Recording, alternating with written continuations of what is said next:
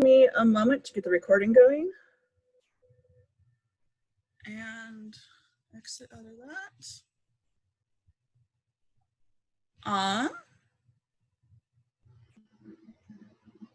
Yeah, so hello and welcome to All About the A in LGBTQIA+, a webinar intended to introduce and showcase some of the ACE experience. I'm your moderator, Ashley, and I'm one of the organizers with Seattle Aces and Aros, a community for people that identify on the Ace and or Aro spectrum. We host a monthly discussion group, as well as a variety of social events. Before we get started, I'm going to define a few terms that will be used during this panel. To be clear, many of these definitions are complex, and for the sake of simplicity, I'll be using broader terms. You can also reference the document we provided in the chat if Sarah wants to drop it there real quick, and the email we had sent to you as per the invite, where you'll find some of the definitions for these terms, as well as further ACE and Aro resources. I just realized to follow my plan. So to start with, ACE, so ACE or asexual means that you do not experience sexual attraction. Aromantic or Aro means that you do not experience romantic attraction. Both romantic and sexual in this context do not have a specific definition and can vary person to person in the exact details as to what they mean. Yep, looks like Sarah just posted everything. Split attraction. So you may have noticed that we're dividing romantic and sexual attraction in these definitions. This is referred to as the split attraction model. The idea is that your romantic and sexual attraction may not align. So someone may, for example, identify as biromantic asexual, so romantically attracted to two or more genders, but not sexually attracted to anyone. Or, for example, aromantic pansexual. People outside of the ACE or Aro spectrum sometimes use it as well. For example, someone may identify as bisexual but homoromantic. At the end of the day, the split attraction model is a tool and may not be helpful for everyone. So aspec is just shorthand for someone who is on the ACE or Aro spectrum. And I apologize, we did actually have some slides that went with these, but unfortunately I can't access both my notes and the slides right now. There was a minor flaw I discovered 2 minutes ago. So another term you'll be hearing is allo. So allo is someone who experiences attraction. You may hear it as allosexual or alloromantic. So demi, people who are demi require a certain level of emotional bond or connection with a person to form attraction. Just note, this connection does not guarantee attraction will occur and applies to both romantic and or sexual attraction. So gray is a bit of an umbrella term. To put it simply, you don't quite identify with either the ACE or allo labels. Maybe you experience attraction, but it is incredibly rare. Maybe you just don't experience it at the same intensity as an allo person. It can mean a ton of different things. Gray identities are in the aspec community and apply to both romantic and sexual attraction. So one more brief concept. People who identify on the ACE or Aro spectrum can have a wide variety of feelings about sex or romance. They can be repulsed, indifferent, or favorable. This refers to a person's own relationship with sex or romance and is not related to the sex positivity movement. This is also separate from attraction in that you can be both asexual and sex favorable, for example. Which brings me to my next point. Action is separate from attraction. This one goes both ways. Someone who is asexual may still have sex for a number of reasons. Similarly, someone who is allo can be celibate, but choosing to do so does not make them ace. And just quick disclaimer, before I introduce our panelists, we want to acknowledge that we do not speak for everyone who identifies in the asexual or aromantic spectrums. Specifically, our panel lineup today does not include any Black or Indigenous voices, and we recognize this as a shortfall. Ace and Aro members of the Black and Indigenous communities face unique issues and have intersectional experiences we cannot personally speak to. We strongly encourage you to explore the resources we have provided, which include articles, videos, podcasts, and more from members of these communities as they share their experiences in their own words. We also just want to reiterate, our panelists are speaking from their own personal experiences, and by extension, their experiences will differ from, are separate from the broader, not everyone has the same experience. So yeah, let's get started. So the first question's, it's pretty simple. Just introduce yourself. So first name, pronouns, identity, any additional information you want to add, starting with Alexis. Hi, I'm Alexis, she, her. I'm gray ace, biromantic, and cisgendered. I grew up in San Francisco. I love dogs. I love them so much. I love dogs, dancing, and fiber arts. That's me in a nutshell. So Danika?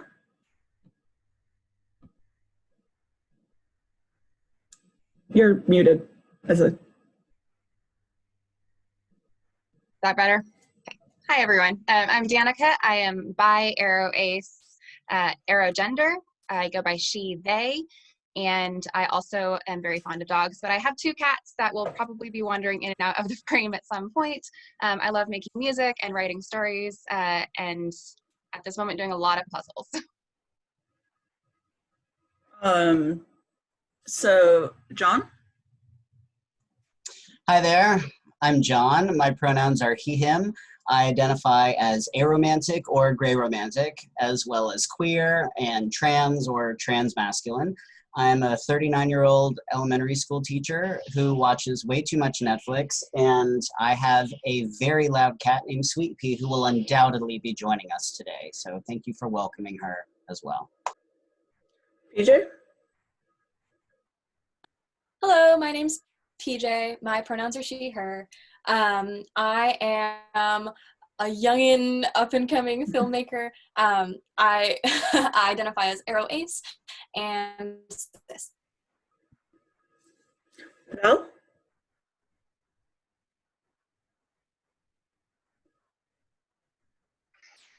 Hi, I'm Val.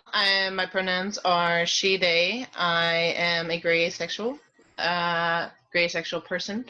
I am genderqueer or non-binary, and my job takes up most of my life, even during COVID. So I do also have 2 pups that might be jumping in screen here, so just welcome them if you see them. Just a quick wave, they're very friendly. Nice to meet y'all. Yeah.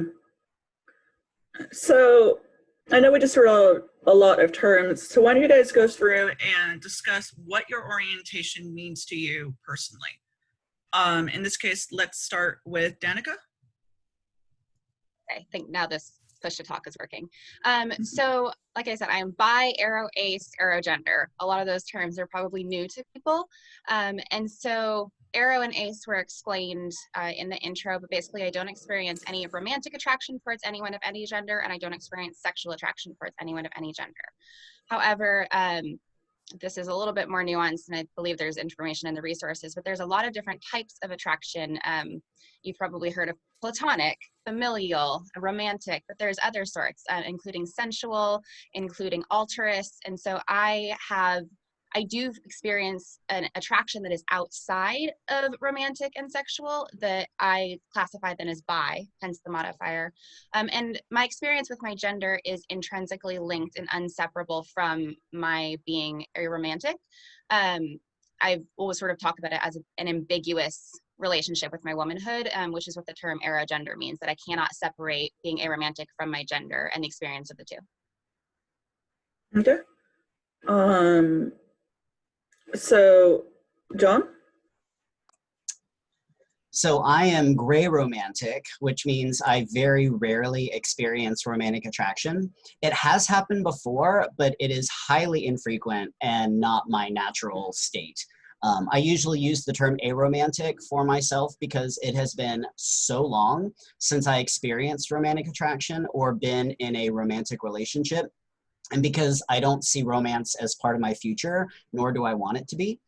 I do know what it feels like to be in love, but it was about 20 years ago, and my brain doesn't work like that anymore. I don't think about people like that anymore or get crushes or go on dates because it doesn't feel right for me to do so. So while I don't experience romantic attraction, I do experience other types, like Danika was saying, primarily aesthetic attraction, sexual attraction, and social attraction. And it is very common for aromantic people to also be asexual, but I am not. PJ? So I identify as Aro Ace, aromantic and asexual. And I think not everyone feels the need to necessarily distinguish between those two if they overlap. But for me personally, I feel it necessary to note that I am both aromantic and asexual because I feel those two things differently. Yeah, so that's about it. Val? I'm actually I just say gray ace. I'm a non-binary person. Above all queerness, I identify highly as femme. For me, taking away what we have gender assignments leads me to safely and happily sit here in this femme category. For gray sexuality, for me, I experience zero attraction, regardless of bond. For me, it's not about attraction rather than action.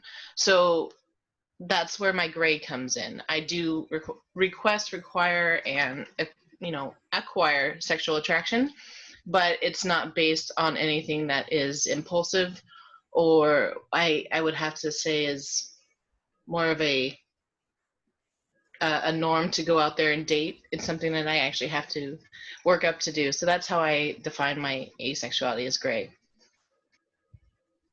And Alexis? Yeah, like Val, I also identify as gray ace. And it means for me, I fell into this category because I didn't fully identify as allosexual or asexual. There are times in my life where I've been allo for a year and then ace for 3 years, or I experience 1 week of allo feelings, sexual attraction every few months. It's very fluid for me, which is why I gravitated towards the label of gray ace. So moving on to the next question, sort of how and when did you figure out your orientation, and what were kind of your feelings about that? And let's start with John. I finally got the word for it 4 years ago. I was just turning 35. I had gone on a date for the first time in years. And even though it went well, it brought up all of the uncomfortable feelings of panic and anxiety that have compounded over the years when I tried romance. It's just such an out-of-body experience for me being in a romantic situation. It feels very wrong for me. So I was talking about my anxiety about that date with a friend of mine who happens to be aromantic, and they suggested that I might be aro too. I had heard the term before, but I didn't know anything about it. I thought it meant anti-romance, so I dismissed it, the idea that it could apply to me, because I love love, so that couldn't be it. But then I Googled it and saw that I had been mistaken in what it means, and my mind was blown. And I knew right away that it was me. I looked back on my life as a long pattern of events that backed it up, and it all started to make sense. I've always felt that there were two types of people, and I've said this for years. There are people who feel more like themselves when they're in a romantic relationship, and people who feel more like themselves outside of romantic relationships. And I had identified myself as the latter years before I even found the word aromantic.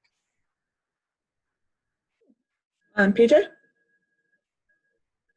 I had the extremely fortunate experience to question my sexuality along with all of my best friends.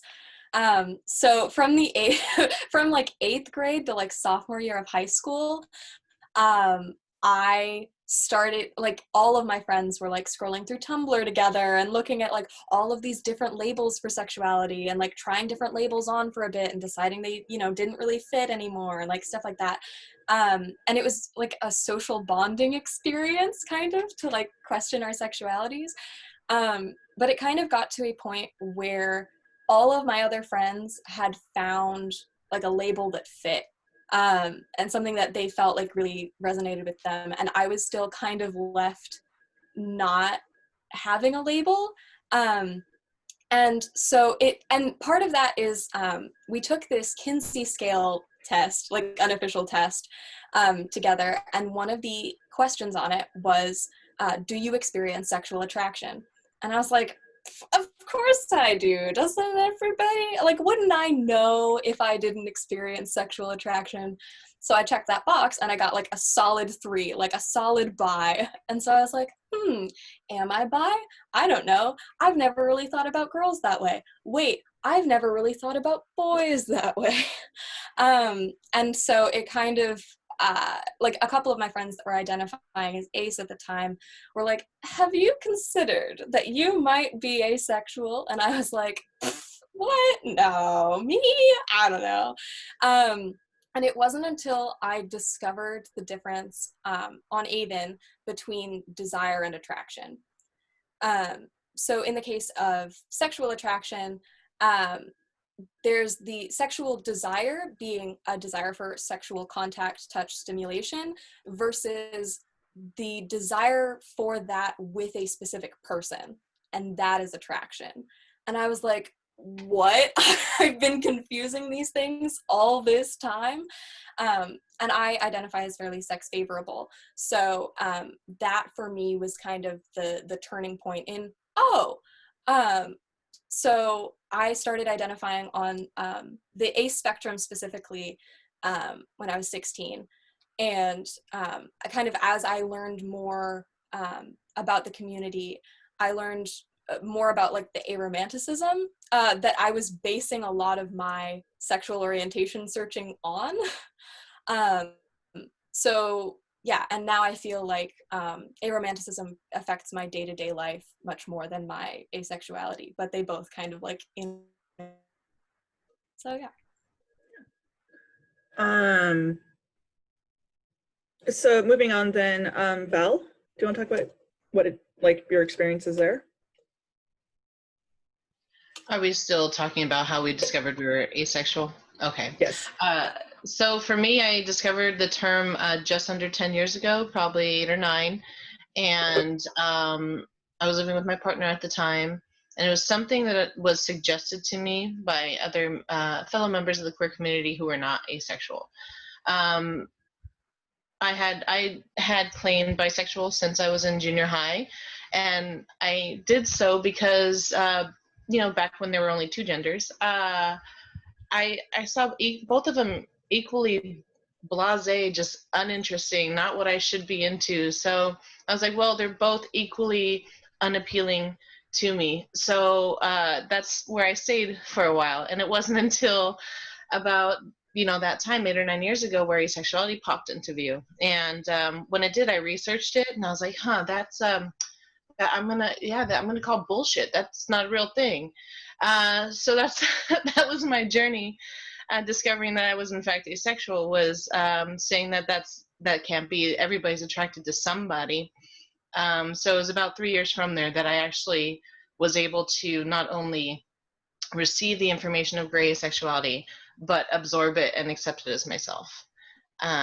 So I haven't done much research since then because I'm still here. So there's a lot of terms I'm learning still today about this spectrum here, and I'm very happy to do so. So thank you all for sharing your stories, by the way. So I believe it'd be Alexis. We haven't. Yeah, I resonate with Val. I'm still learning a lot, and so thank you all for sharing your stories with me. I'm also still learning. I'm always learning. I decided that gray asexual fit me last year. So I'm a pretty late bloomer.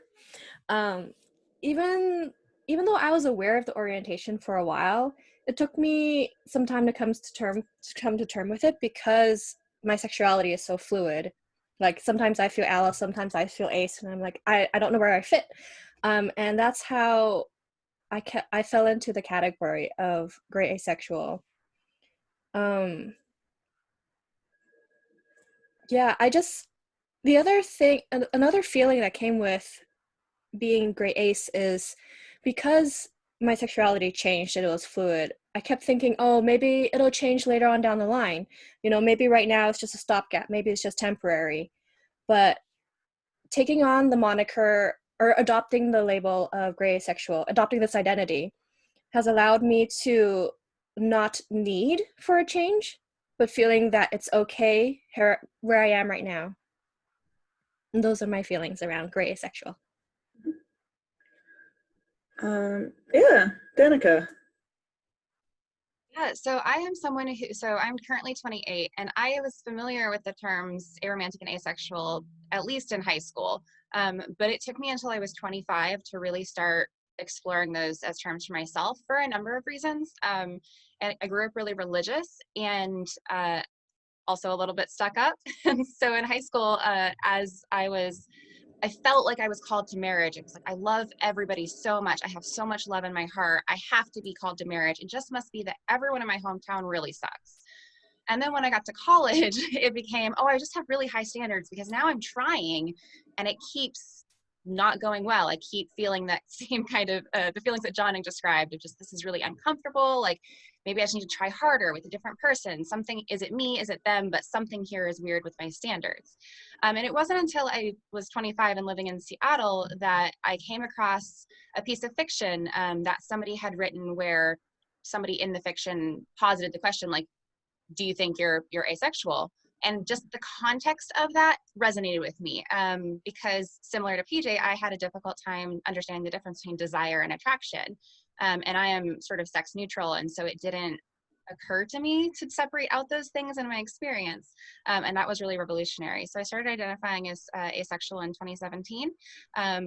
I was still kind of trying to figure out aromanticism because like I said, feel a lot for a lot of people. And I didn't want to be aromantic. I still really wanted my future with my white wedding and my very traditional future. And so it took a lot longer for me to come to terms with that. But about a year after asexual, I came to terms with being aromantic. Cool, that's all of you guys, right? So moving on then. So, you know, kind of coming into these understandings, how have you sort of come to terms with and like navigate your relationships, may they be romantic, platonic, or otherwise, like in relationship to being your aspec identity? Starting with Val. For me, it's about when I go out and actively date, it's with conscientious effort to let myself be out there and introduce myself to people. It's also about representing my group. So when I go out and I date people, I date masculine people, queers, and that's about how specific I get. When I date these various people who fit into different categories within that descriptive, I announce myself as an asexual. So with that, there are barriers because people don't understand what an asexual is. Automatically, it means, oh, sex is off the table. In my case, that's not how it works. So there's not only are there my personal barriers that I got to break through to actually get involved with another person, but and I don't mean that in a negative way. It's just something that society has built up where it should be of an ease sort of thing, and for me, it's effort. But in addition to my own, there is the titles and people with their presumptions about who I am and what I'm automatically going to be to them. And then you add up on top of that dating, and then on top of that queer dating. So it's a layer cake. Yeah. Cool. Alexis? Yeah, I don't have nearly as much experience dating new partners, but I have a long-term romantic nesting partner. and we've had to redefine our expectations, especially because when I started this relationship, I was solidly allosexual. And it took years of discussion and research, and we decided the way we navigate my sexuality is we decide to open up our relationship to ethical non-monogamy or polyamory to help with our needs mismatch.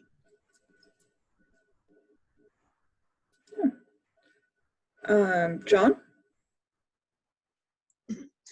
So I don't date anymore, but I can talk about what it was like when I used to date. Yeah. To remind you, we do have dating. This is navigating relationships more generally. Oh, okay. Well, I don't think that my Aro identity plays too much into how I navigate current relationships. I mean, all of my relationships are platonic, family, or sometimes a like casual sex partner, but those situations are never set up to be more than that. So I will cede the floor to others who can speak more on this. Yeah. I mean, in some ways, it's also telling the types of relationships you find yourself pursuing, given that identifying as aromantic can impact what types of relationships you end up forming. That said, moving on to Danika. Yeah, so I had a very brief period of time where I was identifying as asexual and not aromantic, where I was still attempting to date. But I would say that the way I interact with relationships versus before I identified as anything is just being very open with my communication. I historically would go out with someone or start a friendship and not be able to explain why I was feeling so uncomfortable, and I would just ghost it. I would stop talking to that person the second I felt uncomfortable, and I would never address it. Whereas now it's become something that I have to actively be conscious of in my friendships, in my family, and just saying, hey, like, this is a boundary that I have, or this is a need that I have that, you know, I really could use a hug right now because I am non-partnered and I live alone. I'm very lucky to have a couple of close friends in my friend group who are also aspec, and that really helps with ensuring that I am prioritized, like the friendship is prioritized as much as other important things to make it work. But I've had to learn to be very clear that that is an important aspect of friendship for me. PJ? Yeah, I think kind of piggybacking off of that, navigating friendships and trying to create like friendship on our own terms, I guess, because friendship is more important to me than a lot of my other friends that find more value in romantic and sexual partnerships. And there's really, while there are like relationship scripts, those sometimes bad ones, for how to navigate issues or needs not being met in romantic and sexual partnerships, there aren't like really any scripts for how to tell your friend, like, hey, my needs aren't being met in this relationship, because friendships generally aren't considered as like structured, I guess. So it's just something that I'm currently trying to navigate, you know, in my various friendships, and trying to learn kind of what I need out of relationships, and then how to communicate that to other people while also respecting various boundaries as well. So. And, you know, if I can jump in, because I didn't have much of an answer before, but I do have one now based on what PJ said. This point that friendships mean more to me than pretty much anything, that really resonates. And I do think that I want to get more out of my friendships, more of my emotional needs met than maybe people are used to getting out of their friendships. Maybe they look to their romantic partners to have some of those emotional needs met, but I need all of my needs met through my friends and family. So yeah, thanks, PJ. That was an angle that I hadn't specifically thought of, and you're absolutely right. And if I could add to that too, thank you both for pointing something out, is that earlier I got confused with dating versus relationships. And for me, I've had two since I've been out as asexual. And one, it really did wreck the relationship that I had, because I was out and representing as an asexual, and that immediately took offense to their relationship with me, because how I was perceived was now a sexless being who was paired with this other person. And I do apologize for it to become so negative, but that was the outcome of the one relationship that I did have as I was out as an asexual. The other one, however, was a contrast. With her, it was very much like, that's fine. As long if you're with me and you're happy, then that's totally great. So I have two examples of the two extremes that it can go. As far as with friends and family, my friends, I have not, if I have any friend who's any sort of phobic, they are no longer a friend. So that's not really ever been an issue.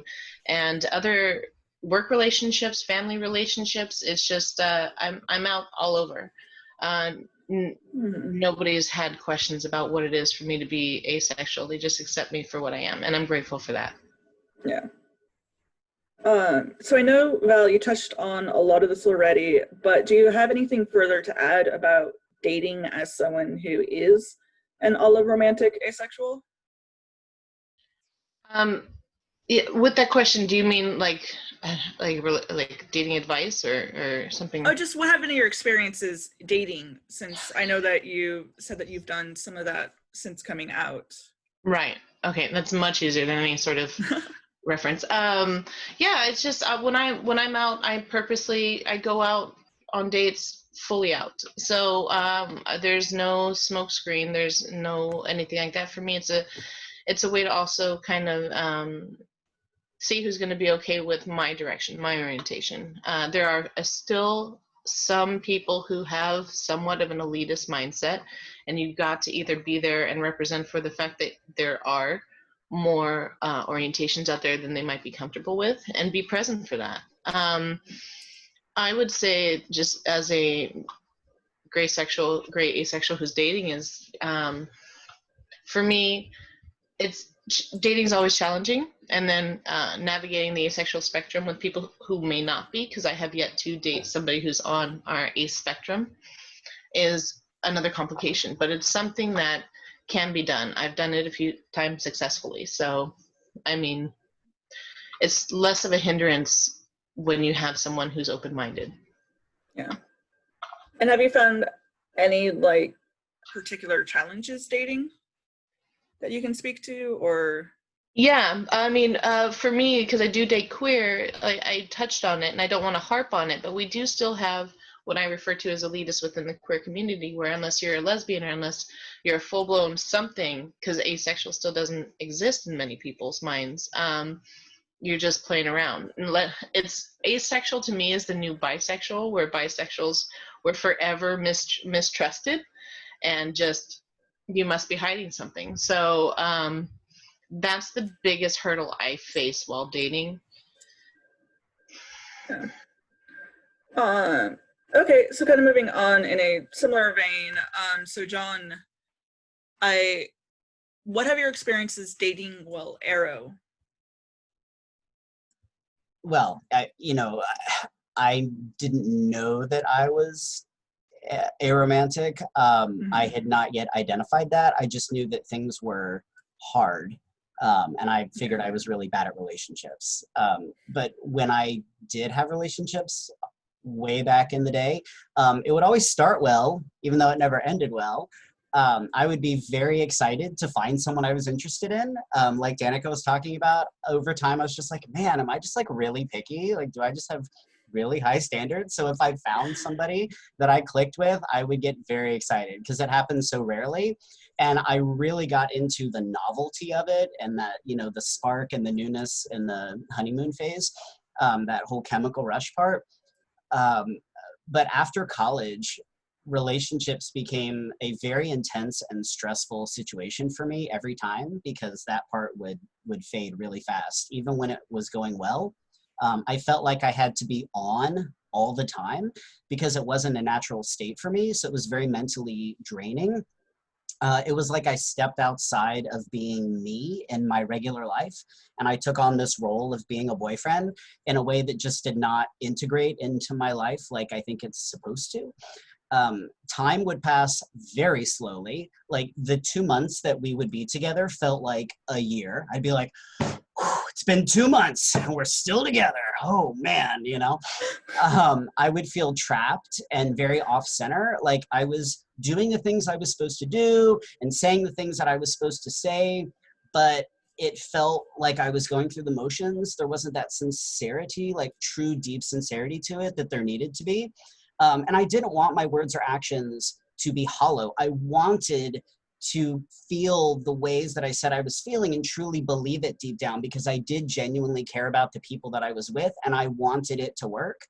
But I couldn't really make myself connect to it as me.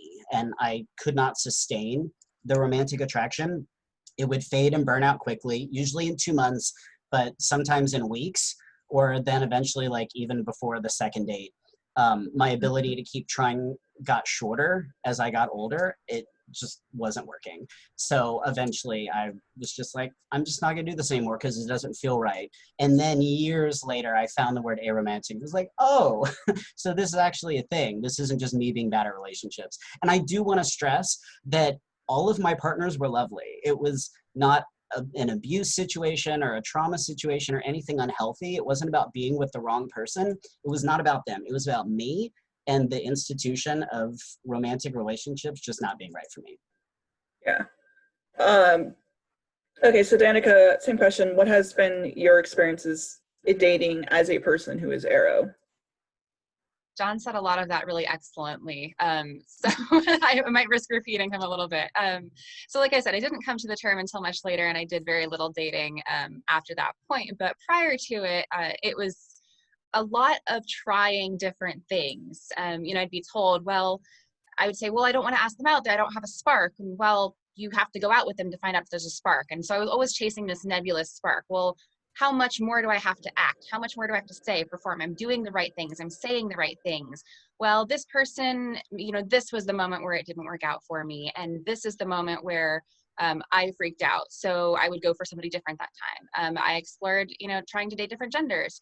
I remember very clearly dating a guy that I met at a 24-hour theater competition. It was a 24-hour film festival kind of situation, and we hit it off amazingly. He was really cute and smart and funny and like checked all of my hypothetical, like, I want a future with a person, this is what I want list.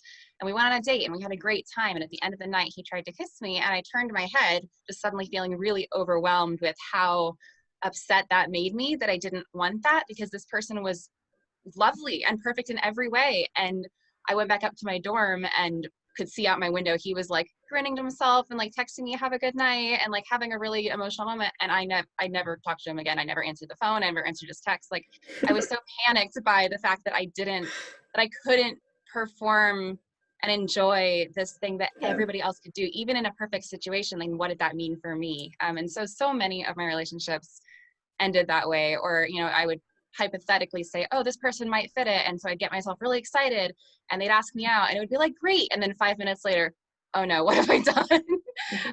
So it was a very much off again, on again. And I always want to apologize to everyone that I tried to date growing up, because it's like, I'm so sorry. If I'd have just known, I wouldn't have put you through that. It was never my intent to be harmful. I really genuinely wanted that to be a good situation, but unfortunately it never really ended well for me. Yeah, no, I know at least I can relate to that entirely as someone who all of their relationships were just a giant calculation. And then real quick, since we never actually touched on my stuff, since I'm not necessarily talking about my own experience per se, I do personally identify as Aro Ace. So moving on, so there's a lot of different things that intersect with asexuality, so we're gonna only be touching on a few of them today, since that in itself we could probably do an entire presentation on. And to start off on, you know, the most lighthearted note, what has been your experiences with race and or culture in relationship to ASPEC, starting with Alexis? Yeah, so I'll just get out of the way. I'm Chinese American. My mom was an immigrant to America, and she speaks very spotty English, let's just say. My experiences, so I grew up in a very conservative and reserved immigrant family. this means that I had to do extra unpacking around shame and sex in order to even start thinking and questioning about all of this stuff. Furthermore, there's a perception that people who look like me are docile or subservient. So it takes extra strength to break through these cultural programming to stand up for myself and say, no, actually, I don't want this and I don't feel this way. And that's how race has impacted my experiences with sexuality as well as gray asexuality. Mm-hmm. And then Val, I know you also wanted to speak on this. Yeah, so just so we're clear, I identify as white. I am biracial, but my family who raised me are Mexican American. So I grew up in a very heavy, very Mexican household, lots of crosses, really Catholic, but only when we had to be. And the fact that I identify as genderqueer but non-binary, one, takes away from my womanness as a Latinx person, but also adding asexual to that takes away of my ability to bear children, which has only affected the eldermost people of my family, because when I explain it to them, my family is fairly open. My father, my mother, when I told them that I was queer, they're like, yeah, that's fine, pay your bills, whatever. But when I told my abuelas, they were more so like, so what's that mean? So you're gonna have babies? Are you gonna have babies? We need babies. We need more babies. Like, it's not gonna happen with me, but I have sisters, you know, so it was very much a pass the buck moment there. So for me, my sisters don't blink at it. My parents, they were understanding to the best that they can be. They're still learning, is what I prefer to say, is they're still learning. My abuelos, though, they love me regardless, but they're always asking me when I'm going to bring a man home, when I'm going to get married, when I'm going to start pumping out those kids. And we are very Mexican American, but there's still a lot of old world there. So there's that. Cool. Did that help the question? Was I answered? Okay. Oh, no, you answered it fine. It's we fully acknowledge that, like, there's probably a lot to unpack in every single one of these questions. And I know in our discussion groups, for example, we can easily spend a half an hour on anything I've already asked you today, but we obviously can't do that right now, otherwise we'll be here for the next 10 hours. So moving on. So Danika, do you want to talk about your experiences with disability in relation to ASPEC? Yeah, absolutely. So just acknowledging up front that the disabilities that I have are invisible. So I am not visibly impaired to people on the street, but I do have a long list of mental health issues. I've got a long list of physical health issues. And for me, the biggest way that this is intersected is because structurally, societally, culturally, there's so much emphasis placed on a romantic partner as a caretaker in times of need.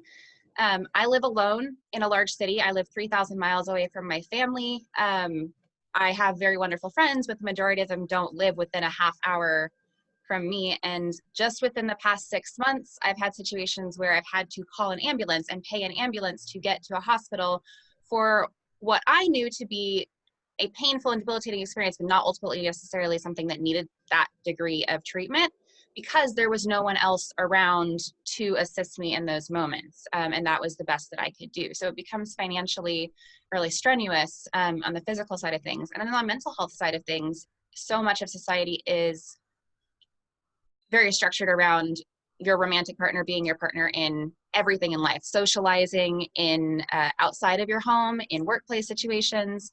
And it makes it difficult to find, to beat off isolation, I guess I would say. Right now, I think we're all feeling that a little bit more than we normally would, but even in normal times, if there's an event and I'm like, oh, that's really interesting to me, and they're like, well, sorry, but we're like, me and my partner are going with this work couple and we're already full out. That becomes a really difficult thing to then meet the needs that I have around socializing and like touch aversion and things of that nature that people can get from romantic relationships normally, but that I have to seek elsewhere. And society is not built to let me do that. And so there's just always the kind of fear that like, well, what if I can't take care of myself the next time? As I get older, right now I'm still fairly young and vital and able to, you know, recover a little bit more easily. But as I get older, who's going to take care of me? I don't have any kids that are going to be able to pay for me to have a caretaker and things like that. And so I'm always looking for ways to build that up among the Aro and Ace community, just because I see a future without it, and that's very scary for me. Yeah. It's a little bit of overlap from what we just asked. We also want to touch on like neurodivergence and mental illness in relationship to Ace.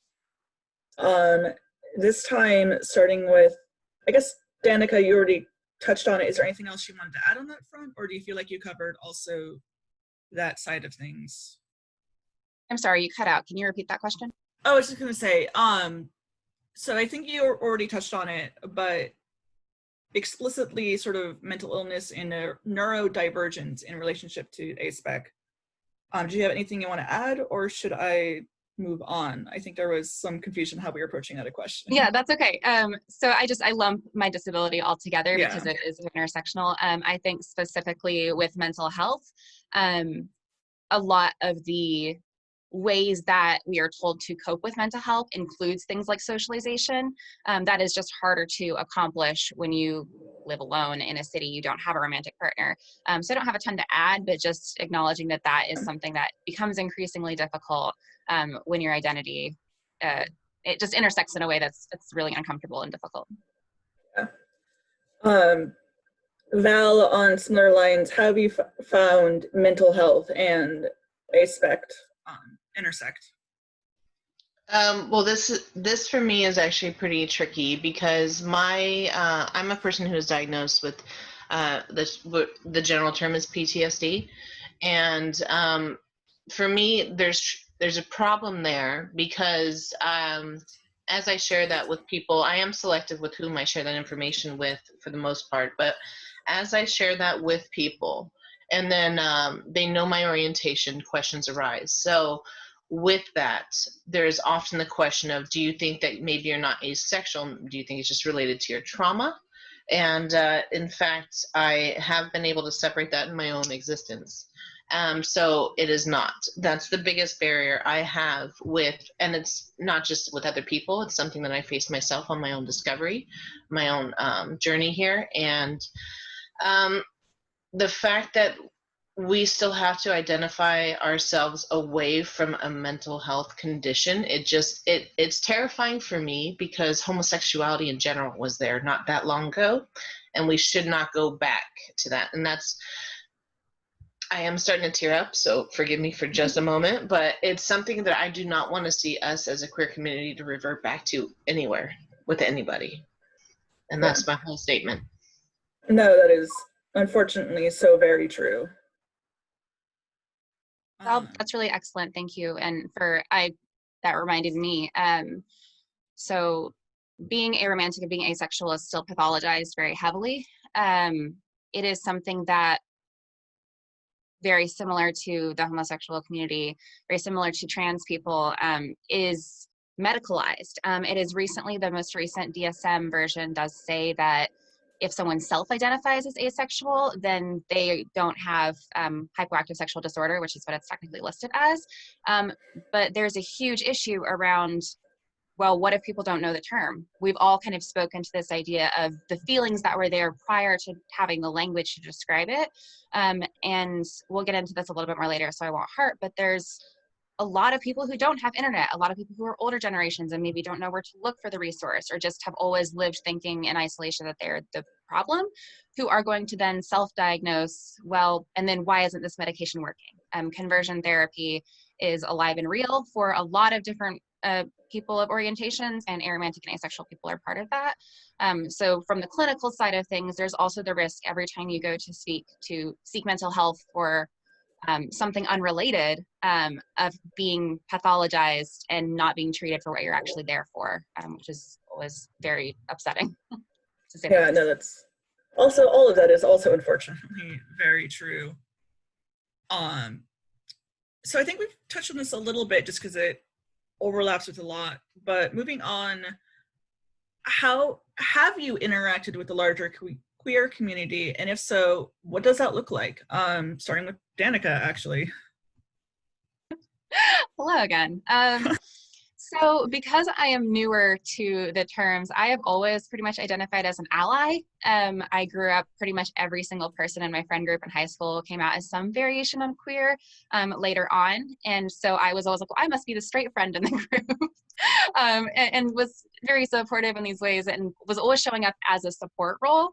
And so since I've come out, it's been both wonderful, the reception from my friends. They've all been, if a little bit confused sometimes, very welcoming. But it's been difficult to move myself from an ally role into a role within the community. I know that not everyone who's Aro Ace necessarily identifies as queer, but I do. But make myself welcome is a totally different situation. Being proud of this absence in my life. I don't have a partner to show off, so I can show up with a flag, but I don't necessarily feel as fulfilled by that. So what does being proud of my identity and being out and queer means to me is something that I struggle with. And I'm constantly looking to the queer community and discussions within the queer community to help myself shape that, I guess. John? Yeah, so the queer community is my home, plain and simple. I have been openly queer in one form or another for 25 years, since I was 14. I've been an active member of the queer community as my identity evolved from being lesbian to being bisexual to being trans. So I've done youth groups and pride parades and all of that. And my closest friendships developed in queer spaces.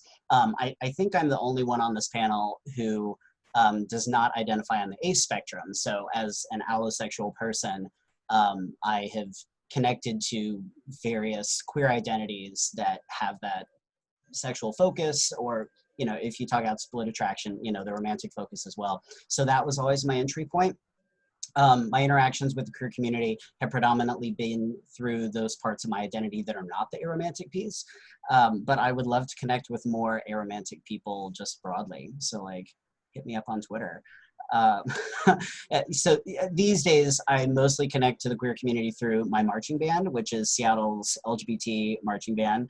And I go to fanish conventions that celebrate queer rep on TV. So, PJ? Yeah, I feel very closely tied to the queer community. I think kind of like what both of you were just saying, not only tied to my friends that identify as other identities in LGBTQ plus, but also as someone who is trying to write more queer representation into the world. Thank you. I think, tying myself, allying myself with people in, of other identities, as well as trying to represent myself, and also acting as an educator and advocate for asexuality and aromanticism within the larger queer community. I had a friend on Tumblr kind of out of the blue start reblogging really ace exclusionist rhetoric a while back, and I reached out to her and I was like, hey, do you want to talk about this? And she actually did, and we were able to have an actually productive conversation about it. And her hesitation to including us in the community basically boiled down to, well, what are the common goals? What, in terms of advocating for asexuality and aromanticism, how does that overlap with the greater queer community? And kind of the points I brought up, what Danika was saying about demedicalization and depathologization, advocating for legal rights, in terms of advocating for single people to adopt, and kind of challenging the legal structure of marriage, kind of things like that, in addition to representation both on and off screen. And also comprehensive sex education with a strong focus on consent and bodily autonomy, and also like an emphasis on self-exploration. Like all of those are causes that all of us share as a larger, you know, community movement. And so I like from that standpoint, we're naturally a part of the queer community. I feel personally attached to the queer community in that way. No, that makes complete sense. Val, what has your experiences been? Okay, can I please have a refresher on the question? Yes, that is fair. There's a lot of talking I know right now. Thank you. Have you interacted with the larger queer community, and if so, what does that look like? Yes. Okay, great. Yes, I'm a big old queer myself. I'm out there. I represent, I use the word queer, that's perfect for me. I use the word femme, that's perfect for me. I go out to events that are specific for queers, for femmes, and a few for aces, as I'm finding out. But I haven't had issues when it comes to going out to parades or, you know, pre-COVID, to any sort of situation where we could all see each other in person and mingle. I will share some experience that I've had within my family. There are 3 other queer people within the family. Well, actually, extended family. I'm adopted, but these other 3 people are extended in the sense that they've just been around for whatever. They all identify as lesbian, and only one has accepted me as a queer, being asexual. The other one knew me as a bisexual, and she had the audacity to say that all bisexual women are trying to get her in bed with their husband. Like, yeah, I'm sure every single one wants to come for you. So with that, I mean, it's a give and take. It's just like any other community. You're going to have people who are great, and then you're going to have people who are just there, and you might not want to see them. But it's really to separate the queer community from any other type of community, for me, with this question is difficult, because for that simple fact, not everybody's great. Yeah. And we do recognize it, like, in some ways, it's like just saying queer community is so broad, given, like, obviously a smaller community like ours is going to be different than Pride versus just a generally queer friend group versus spaces that just happen to have a high queer overlap. They're all going to be incredibly different in how you end up navigating them. Absolutely. And how you feel inside them. Mm-hmm. So I know we've touched on a little bit of this in part because we have touched on family, but to what level are you out, and what was the response? Starting with Alexis. Yeah, I'm out wherever it comes up. I'm out to my long-term romantic nesting partner. I'm out to my therapists, my friends, my mom. I'm out publicly on Facebook and OkCupid. My partner was probably the most difficult and prolonged experience of all of them, because it was the first time, or the first coming out of being gray asexual with him, and it directly affects him. But otherwise, he is supportive and loving and accepting, and I couldn't hope for a better partner. My therapists don't understand and viewed it more as an extension of my PTSD. Although I didn't face overt discrimination, there were definitely sessions with leading questions that made me uncomfortable. Yeah, so I definitely agree with Danika and everyone else in that there needs to be less pathologizing of asexual, aspec identities. My friends, when I came out to them, they needed terms explained, but they've also been accepting and supportive. And actually, the more I talk about it, the more I learn of other friends who identify as aspecs, or friends of friends that identify as aspecs. So we're there. We're just maybe a little invisible sometimes.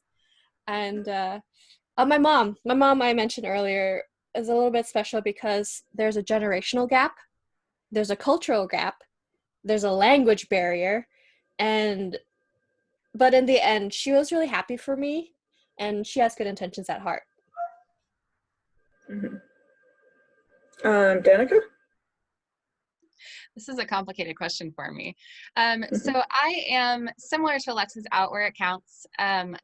I am someone who, not just about my queer identity, kind of about everything. If someone asks me a direct question, I will answer it, but I may not always bring it up myself. So this holds true with being ace and aro, with a very few like close friend exceptions. So my siblings knew from very early on, and have been wonderful and supportive. They're both younger than me, 7 years younger than me and 5 years younger than me. So there's also a bit of a generational, they're just growing up among people who are more familiar with these terms. My close friends are super wonderful. A lot of them are also ASPEC. I've brought it up in situations though where that has not been as well received, and my extended family is not necessarily, I haven't always had the conversations. I am out on Instagram with promoting this panel. I finally had a conversation with my mom about it, and so I felt like that was the last barrier to being social media out. Unfortunately, the conversations didn't go phenomenally. Just a lot of, there's not a lot of information out there, and you know, it's similar to all of you, like very clear that she cares, very clear that she wants the best for me, but like myself, had this expectation of what my future would be. And happiness and love are so inextricable societally that that is a really difficult thing for her to understand. And so that is an ongoing conversation. I haven't had the conversation with my dad. He hasn't asked, and he's very conservative. So I don't know if he ever will ask, but if he does, we'll have the same kind of conversation. When it's come up in medical situations, unfortunately, it hasn't gone especially well. I've had situations where I'll be going in for like a general checkup at the doctor, and they'll say, well, have you had any sexual relationships recently? And I'll be like, no, I'm asexual, like that's not a thing. And she'll look at me and go, I'm gonna do this STD test anyway. Just assuming based on my demographic that and charging me money and, you know, taking away my bodily autonomy. So there's definitely a lot of assumptions around who I am and the way I identify, and a lot of dismissiveness. But I'm lucky, for the most part, the people that matter to me have been really wonderful and inclusive. John, what has been your experience about being out? I think I'm fairly out. I've come out as a lot of different things over the years, and my family's supportive, my friends are supportive. When I've been out at work is supportive. I don't talk very much, like I don't come out as aromantic very often in spaces. Like Alexis said, I will if it comes up, but I'm not sure if it's that I'm nervous to talk about it because people don't know what it means or they don't think it's a real thing. Or if it's just not very relevant in a lot of conversations. But when I did first start coming out, everyone that I talked to was really positive about it. I remember texting all of my closest friends at the time and saying, I found this word, I think this is me, what do you think? And they all wrote back and said like, holy crap, yes, that's exactly you. So that has been very validating. My cat is also very accepting. So yeah, I think the more we talk about it and put it out there, there's someone in the room who hasn't heard about it, and then that will make them more receptive to the next person who happens to talk about it in their spaces. So to the extent that we can, we got to keep putting ourselves out there. Yeah. Sweet Pea apparently also has strong opinions on the subject matter. She has so many. I believe PJ would be next. Yeah, sure. I would also say I'm pretty darn out. Aw, Sweet Pea. But to a wide range of reactions, I think the most positive reaction was probably my friends that were questioning our sexualities like together. They were like, awesome, so happy you found a label. And I was like, me too. I think family was kind of hard. I kind of had to psych myself up to come out to my family. And even within my family, there was a wide range of reactions from my brother, who is like super, super chill, my mom, who cried because she thought I would never be truly happy, to my dad, who I said, hey dad, I'm aromantic and asexual. And he just said, no, you're not, and walked away. If you're a family member watching this, I hope that's not your reaction. I think I have a good relationship with all of my family members, and I think they are all still learning. But so that memory with my dad still stinks. And I think I usually do not come out in work environments. It's a bit different in terms of creative atmospheres because I'm usually writing about queer topics and it just kind of comes up. But I was outed against my own will at a previous job of mine, and that ruined a perfectly good working relationship I had with a coworker. So it's a mixed bag. And I do think, just increasing education, decreasing the stigma is really what's going to help people get better at responding when people come out. Yeah, no, definitely, because like, speaking from my own experiences, there's a lot of education that comes with coming out, which I think all of you have touched on. So Val, to what extent are you out, and what was the reaction to it? As I stated before, I was trying to make a joke about this, but generally I'm completely out all the way. I'm fortunate to be in a place and in a body that's very allowed to be out and allowed to speak their mind. So that's what I do. I'm out everywhere at work. I'll slam down my laptop during Asexual Awareness Week every time I go through a meeting. Guess what fucking day it is? And I'll be wearing all my colors. And sorry, John, I hope you're okay.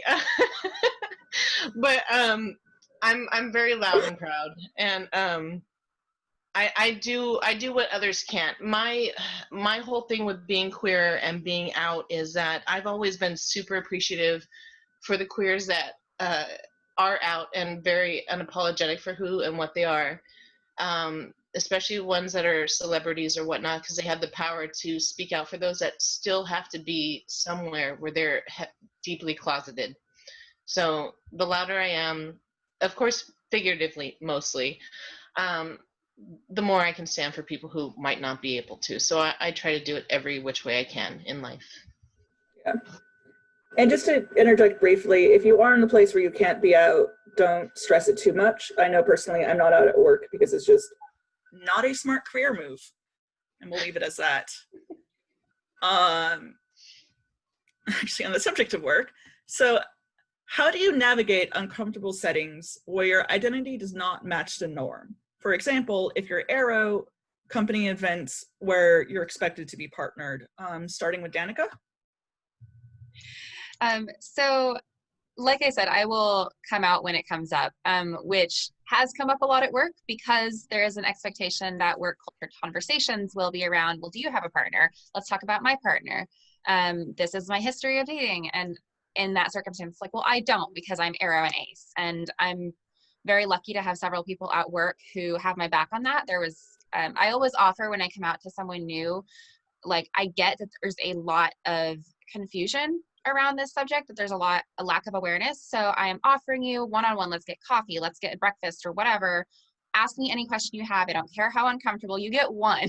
After that, you can go to Google, but like, let's have a conversation because I genuinely want to be that person who helps people understand, because I get it. I get that it's not an easy conversation always for people to grasp.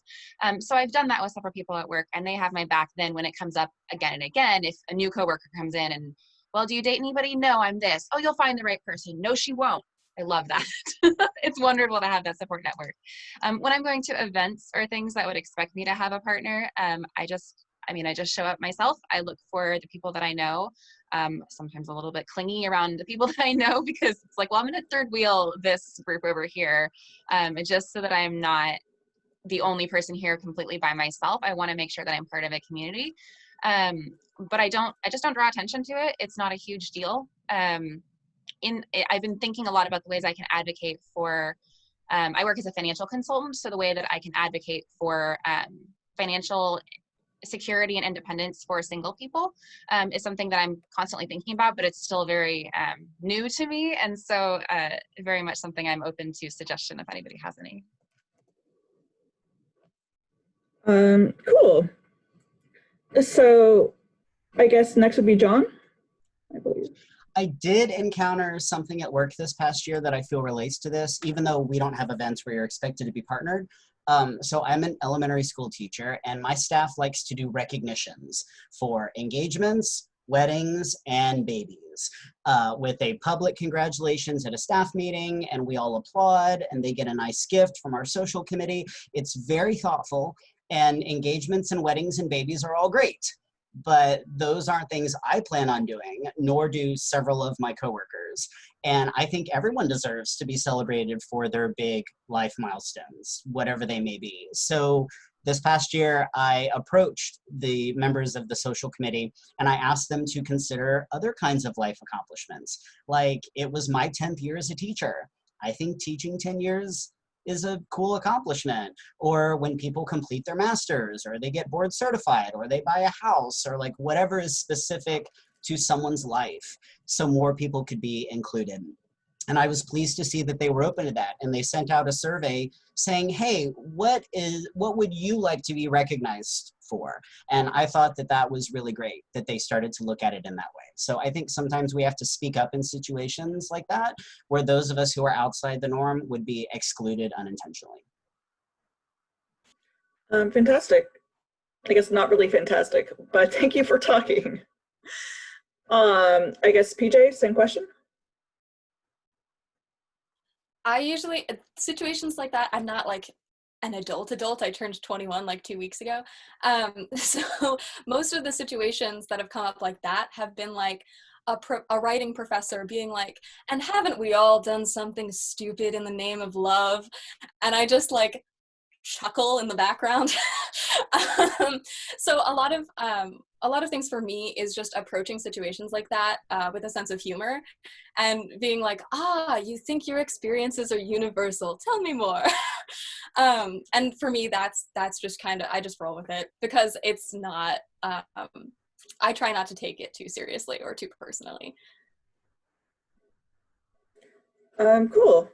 I don't know why I keep saying cool. It's not, I don't feel like that's quite the appropriate response to tell me about the issues in your life.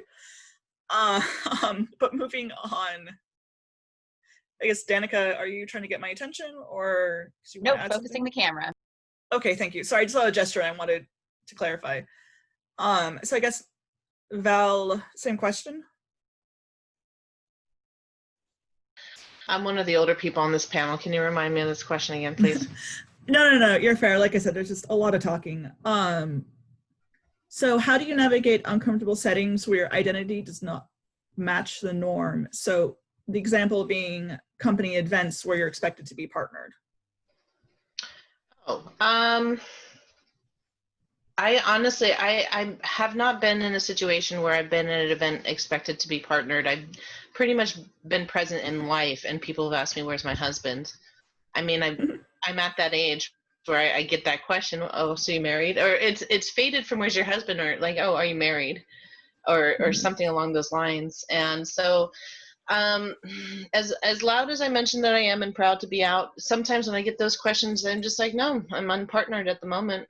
And if they lay into it, which rarely does happen, thank goodness, is and I explain to them, I'm just an asexual person trying to walk my way through life. Can you let me live? Can I, it's not, I guess I don't have a whole lot on this topic for you. That's understandable. Not every question is going to resonate with every person here. Alexis. Yeah, I also agree. I feel the same way as Val. I haven't really had many experiences that, especially because I have a long-term partner, that I felt singled out for being gray asexual. Nope, that makes complete sense. On a similar happy note, what are issues faced by A-spec people and which ones have impacted you personally? Starting with John. I think the big one is misunderstanding about our identities and our life priorities and family structures, if we have one. We tend to fall between the cracks, I think, because we aren't necessarily taking the same steps in life that most people are taking. So we can be unseen or invisible in that way because of our identities. And because of that, we have to deal with getting asked uncomfortable questions about our sex life or our dating life, and we may not know how to navigate that interaction safely or successfully. We also have practically zero representation on TV to point to so people can understand and relate to our experiences. And I know we'll talk about that a few questions from now, but I think that that is a huge education issue. So to speak. Moving on then, PJ? I think the biggest issue I've faced is coming out to medical professionals, because that's the kind of situation, kind of like a couple of people were touching on earlier. It's always a weird dance between the doctor assuming that I haven't been properly sex educated, and me actively having sought out lots of additional sex education to my K through 12 curriculum so that I can be informed in medical situations. So like a lot of things Danika was talking about like, you know, the doctor being like, are you sure you're not sexually active? Like, I feel like I'm supposed to give you this test just to be safe. And it's like, no, I'm like aware. And then coming out to therapists is always weird. Like being your own advocate in a space where you're supposed to be getting support from someone else is just tricky and bothersome. Yeah. So give me a moment, remind me. Val, so what issues do the ASPEC community face, and which ones have affected you personally? So first of all, both PJ and Danica, I'm very sorry that you've had those experiences. To me, that's just shocking, horrendous. Those people should be out of practice. That's what I'm going to say about that. For me, when it comes to the general community, I'm fortunate to have a therapist and a psychiatrist that are both very, they have never given me an ounce of shit about being asexual. So I'm very fortunate there. The only times I've ever really faced any adversary is, I think I shared those already. So, yeah. Thank you. So I guess Alexis? Yeah, I want to second and third PJ and Danica. I personally don't know of any Ace and Aro informed therapists. Having those would be nice. So I don't have to pay however much for a session just to explain what asexuality and aromanticism is. Just more so asexuality for me. And another issue I faced is dating. More awareness would help a lot in having to explain less. And also, I feel like there's an identification problem where there may be aspec people who don't use the label as such, so it's difficult to find them across different platforms like OkCupid. Where I've definitely had, like, I would shoot in the dark, being like, okay, maybe they might be friendly to my gray asexuality, and I'll message them, and they actually are, except they don't label as such because they don't know. And so I feel like there would be more aspec people on dating sites if there are more aspec people on dating sites. There's a chicken and egg problem there. Yeah. I would like to add to dating too. Yeah. For me, it's just about those barriers and stuff. But you're right. We kind of are on the. There's one I'm aware of dating site that's specifically for asexuals, and it's fairly dormant. Haven't seen a lot of activity. I'm seeing faces like, what? Yeah, no, they're really. I've seen one. I can share it later. But it was not a lot of activity there. And when it does come to larger dating sites like OkCupid or Real Plenty of Fish or something like that, it's just it's not there, or if it's there, it falls under general queer. So yeah, that's when we're invisible. Hi.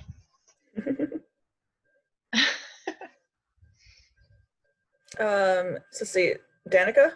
Yeah, I'll piggyback off of that invisibility, because to me, the biggest issues that I have seen, they're kind of twofold. There's this expectation of universality and then a language issue. So PJ touched on this a little bit, I've touched on this a little bit, but this expectation that everyone experiences love, romantic love, sexual attraction, and that being embedded in our language and embedded in the way that our laws are written and that the way that our society is structured and privileged, different relationships. And specifically to dig in on language, the most common example of this that I've seen is, oh, we're just friends. Oh, we're more than friends. This privileging, we're linguistically privileging romantic relationships over platonic relationships, rather than saying, oh, we're friends. Oh, we're romantic. We're different. We have a different relationship. We went from friends to something different.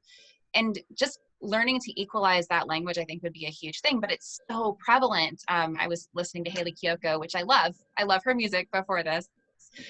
But she frequently in her songs is, I want to be more than just friends. And that phrase, I think, is so ubiquitous societally, but it reflects a larger culture that I think that not just Ace and Aro people would benefit from that shifting, because there are so many people who, for whom friendship is really important, that often gets dismissed because of how our society structures romantic relationships. And that, to me, I think is the biggest thing that I am an advocate for within the community. So there are definitely ways this piggybacks off of this question, but like, what has been your experience with media in regard to Ace and Aro representation, starting with PJ? What media? I'm kidding. I'm kidding. We're gonna spend the next 3 hours having you and John dissect all of media. Yeah, sorry guys, that's what this panel is now. No, so I think there is some media, but it is still very few and far between, and there's still a lot of misrepresentations of Aro and Ace people in media. I must say though, if you're looking for some peak representational content, YA literature is really catching on right now. Yeah, you have love lists. Yeah, so not only in YA literature are we getting main characters who identify very vocally on page as, Ace and Aro, we're getting own voices representation. We're getting Ace and Aro authors making this material. So like Alice Oseman, like Danika just showed, or Claire Kahn. Yeah, I have her book right here. Let's Talk About Love is super cute. If you're looking for a bi Ace rom-com, it's adorable. But in terms of on-screen representation, it's trickier. Not only is the film and TV industry usually 5 to 10 years behind book publishing in terms of representation, in part because there's a lot more money involved and people are trying to appeal to a much broader audience generally.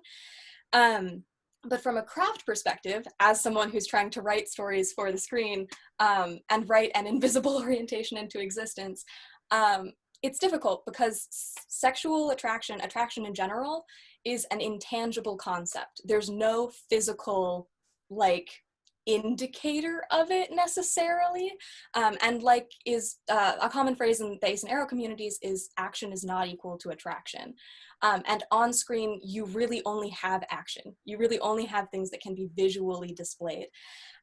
So attraction is kind of implied to start with, and there is kind of a visual framework for that.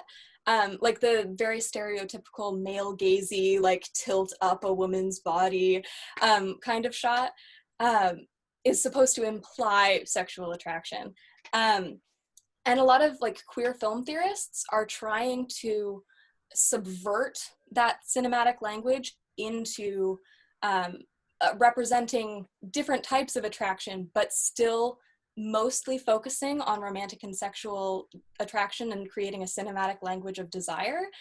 And the absence of those cinematic visuals doesn't indicate Ace and Aro media, because we still live in a heteronormative society. So any lack of visible cinematic attraction doesn't make it inherently queer, which is super difficult.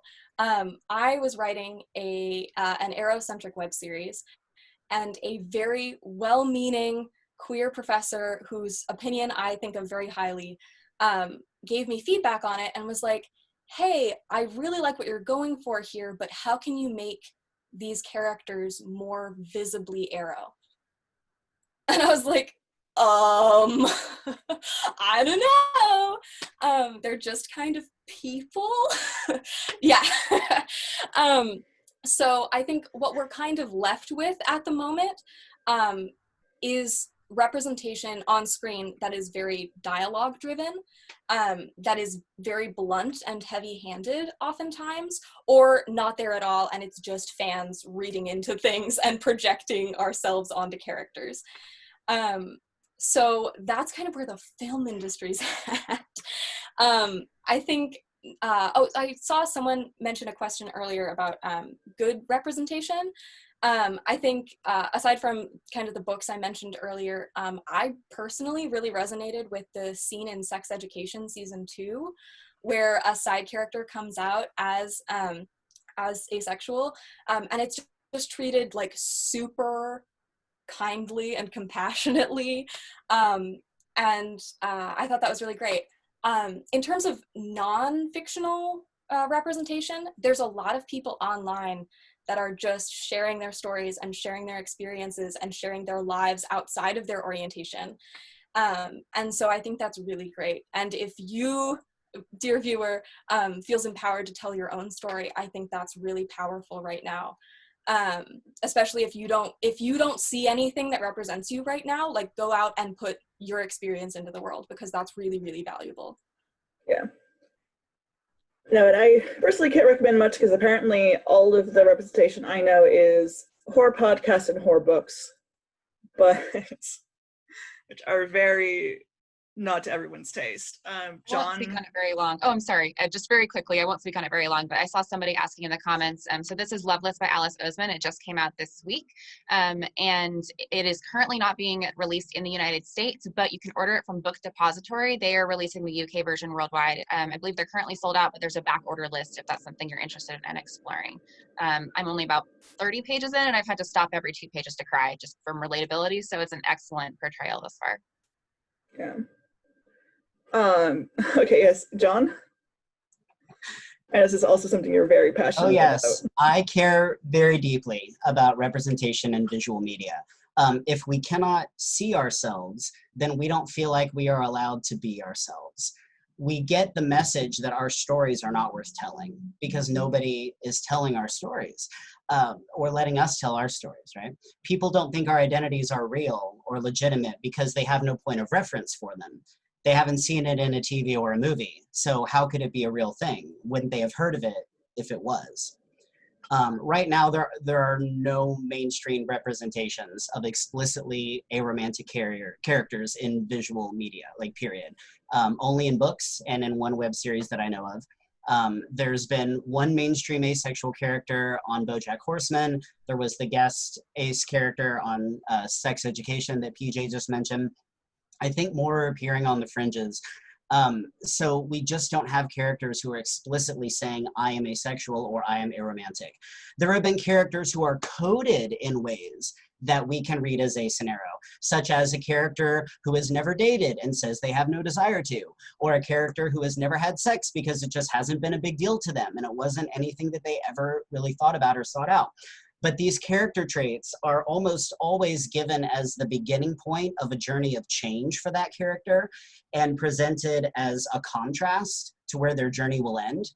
I think about the character of Summer from the movie 500 Days of Summer. For instance, she was absolutely an aromantic character until the last 10 minutes of the movie. And like, don't even get me started. It has been endlessly frustrating to see this pattern continue because it tells the audience that people always grow out of feeling like this, much like how so many people think that bisexuality isn't a real identity, right? It's just a phase that you will move out of. They think feeling the way that we feel is something that will change and not a whole valid identity unto itself. And this is harmful to the Aro and Ace communities and perpetuates this narrative that we all just need to find the right person to get us back on the typical romantic track or sexual track. And until we get characters actually using these words on screen, we will have to just find characters that we can relate to on those levels. I mean, PJ was talking about, like, you know, this professor saying, can you make them more explicitly aromantic? It's like, well, it's sure, here we are not doing this thing, but characters are going to have to start saying it. And it's really impactful and powerful when characters say it. But, you know, in the meantime, I've got Christina Yang on Grey's Anatomy, and I have Jo March in the most recent version of Little Women, and they are both absolutely aromantic characters, and I will die on that hill. Thank you. I cede the floor. Yeah. I also want to mention briefly, with such limited explicit representation right now, it's really easy to not feel represented, even through the explicit examples that we do have. Like, I just don't like BoJack Horseman, and I'm allowed to not like BoJack Horseman, but it's a shame. And so I think, yeah, that's just more encouragement for anybody, you know, listening to this. Write your story, share your story. Yeah. We need it so badly right now. And clearly our next panel is going to be Fuck You, We Exist, an exploration of media from an aspec lens. Okay. I volunteer to tribute. So moving on, what are some harmful stereotypes about the aspec communities? Starting with Alexis. Okay, asexuality in scientific terms is different. I do not reproduce asexually. I'm not an amoeba. I'm just gonna define that right now. Aside from that, I think many of us have reiterated this in that it's a real orientation. Aspec is a real orientation, and it's already an invisible identity. It doesn't need extra rejection from the queer community at large. Okay. Danika? Yeah, so I would say the infantilization of people who are aro and aspec, because romantic and sexual partners are seen as such an intrinsic part of being an adult. Those of us who don't experience that attraction and who don't participate in those relationships are very often trivialized, seen as young, naive, innocent. That has honestly been the number one, even before I was using the terms and was even out to myself, like, oh, I've just never had sex and I've never had this, and oh my God, you're so innocent, so sweet. And then it would shift to, well, don't ever, because then you'll be addicted. I was like, whoa, that sounds like a lot. And just like, it's also just not true. Like, I'm a full grown adult human being with interests and a life and love for friendship outside of it. But to trivialize my experiences as not fully grown up and not being capable of hearing your relationship stories because I am too young, too naive. Like, I'm not even 100% sure where that's coming from, but you're seen as incomplete, and it's seen as a young person's identity that you'll move out of. And this is about to start shaking because my cat just jumped up here, so I apologize. But that also is reflective of the fact that we don't have as many older people who are aspec in the community out and visible, because so much of the community building is happening online in spaces like Tumblr and Twitter that are skewed very young. The visibility skews towards being a very young identity, which it's not. People are out there of all ages who experience this, but it just feeds into the stereotype.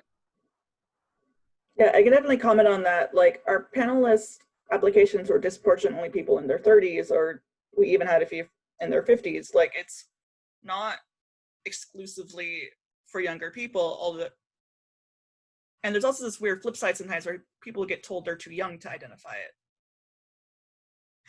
But yes, moving on. So, John? Yeah, I'd like to take a moment to talk about the intersections between aromantic and asexual experiences and gender, which I think is fascinating and plays into these harmful stereotypes here.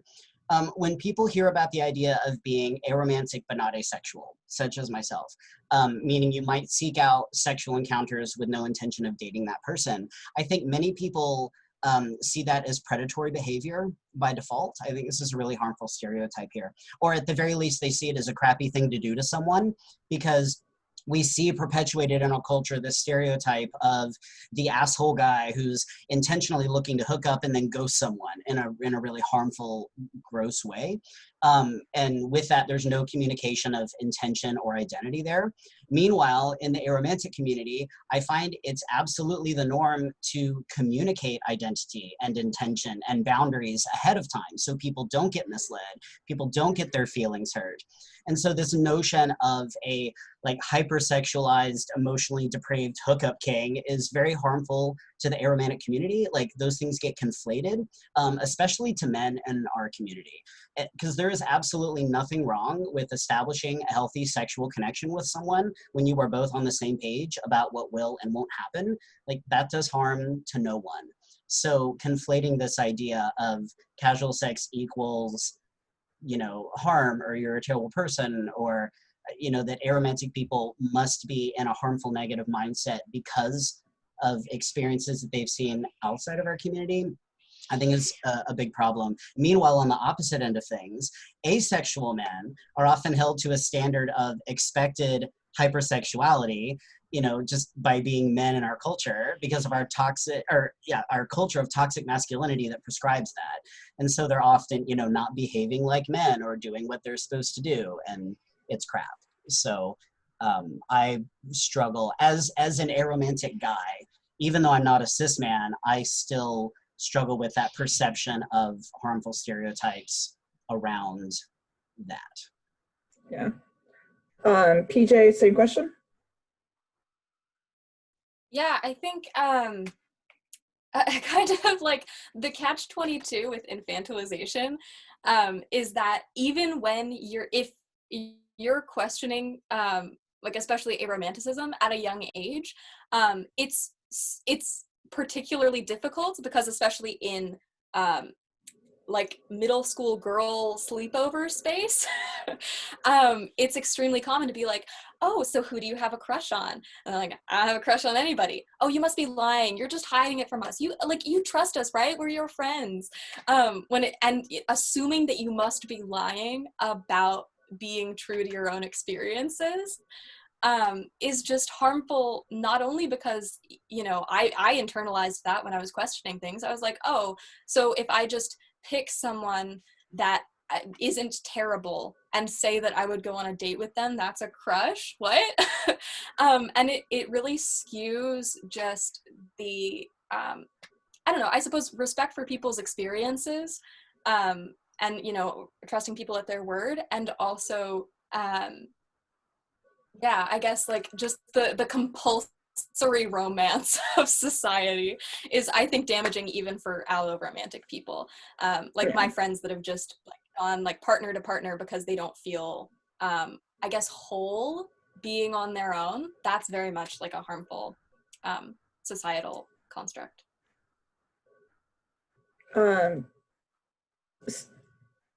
Val, so same question. What are some harmful stereotypes about the aspec community? I've been thinking about this as everybody was talking, and it's just that I can agree with the Aro thing that John brought up about being predatorial because you don't want to pair with somebody. You might want to have sex, but you don't want to pair. I see that to be an issue. I do see the whole sex thing with infantile, being too young, and also virginal, and all this is troublesome to me for the fact that we are putting value on somebody's chastity and their value to a sex partner in relation to that. And for me, that devalues any person, period. So I'm going to say that, I'm sorry, somebody jump in? No? Okay. I'm going to say that for me, the hypersexualization that society has, speaking as an American citizen, it's placed on every body, but there's varying degrees. It can be within orientation, it could be race, it could be just colorism, it could be classism, it could be anything where you, because of these situations, should be available to other people who desire you. So the biggest issue I see that faces aspec people, aro people, is the fact that we're not available to you as you would like us to be, and that's the biggest issue. And to me, it's deplorable. We shouldn't be a sex object. We should be a person that you're having conversation with, a relationship with, period. And Val, if I can just quickly piggyback off that, it's not even, so in addition to that, like, people take it as a rejection that we don't want whatever they have to offer. Like, no, I don't want sex. No, I don't want a relationship. A lot of people seem to feel very threatened by that and take it personally, as if They we are take it very rejecting personally. them personally. Yeah, it doesn't affect them personally. You're absolutely right, John. I'm sorry we had a little talk over there. It's the fact that I'm allowed to be myself as an individual, as you are allowed to be yourself as an individual. However, yourself is imposing on myself because of societal standards, and that needs to stop. No, that sums it up very well.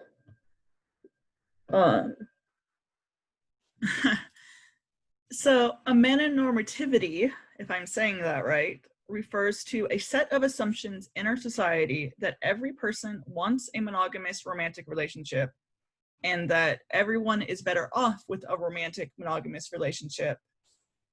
What is it like being an aromantic person living in an amanonormative culture, starting with John? PJ and I are nodding because we both have a lot of feelings about this, just like the media question. So this concept of amatonormativity blew my mind when I first learned it. It is so true. Our culture does prioritize romantic relationships and treat them as higher than platonic ones, as was discussed earlier, I think by Danika. This is something that I have long struggled with.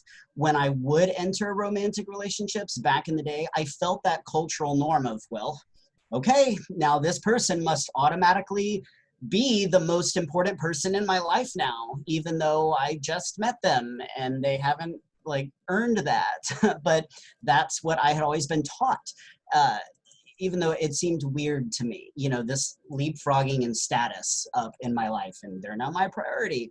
And on the flip side, I have experienced the heartache of being close with friends and then having that closeness change when they entered into romantic relationships or got married.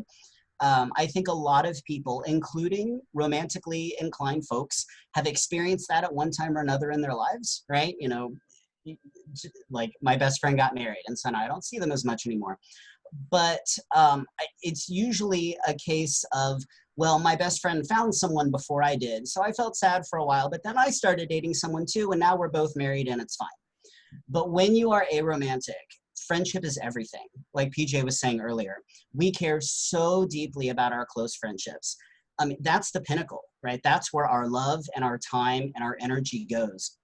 So it's hard when our primary person no longer sees us as their primary person or prioritizes romance, their new romance over the friendship that we have, and we're not on equal ground anymore because we don't have some other level that we're going to move to with them. Like that was it. And it's hard communicating the pain of that loss to people who view friendship as secondary because it can be a breakup in its own way and elicit that same level of mourning and sadness. I was going to say fantastic again, but again, that's not quite the right word I'm looking for there. You could say thank you. Thank you. Yes, thank you is really what I should be saying. Because what I am trying to say is fantastic that you are speaking on the subject. PJ. Yeah, I think I live every single day of my life with the overlooming sense of dread that all of my friends are going to grow up and abandon me. In priority of like sexual and romantic partnerships. I think even the terminology significant other, like all other relationships aren't also significant. I think just like drums that in, like every facet of society prioritizes like a monogamous married couple over all other types of relationships. And when that's not something you strive for, it's like, okay, so how do I, continue to make these people that I care about deeply, continue to care about me with the same level of commitment and intensity. And that's really difficult. And I think something that kind of plays into that is I'm an extremely tactile person. I love hugs. I love cuddling. But for a lot of people, those like tactile, like physical affection actions are deeply romantically and sexually coded. So I have a lot of friends that do not feel comfortable cuddling with their friends, and that's a boundary that should be respected. But all of my other friends are getting, you know, their physical affection needs met through these romantic sexual partnerships that I don't have. So I'm left being like this touch needy person and being like, do you want a hug? Like in the desperate hopes that I can, you know, I'm so touch starved that I'm like trying to communicate my needs without seeming desperate and needy. And again, kind of going back to, you know, it's difficult to negotiate terms of a friendship when there really isn't any relationship scripts for that. And I guess also warring with the idea of relationship hierarchies at all, like the idea of a best friend, the idea of a queer platonic partner.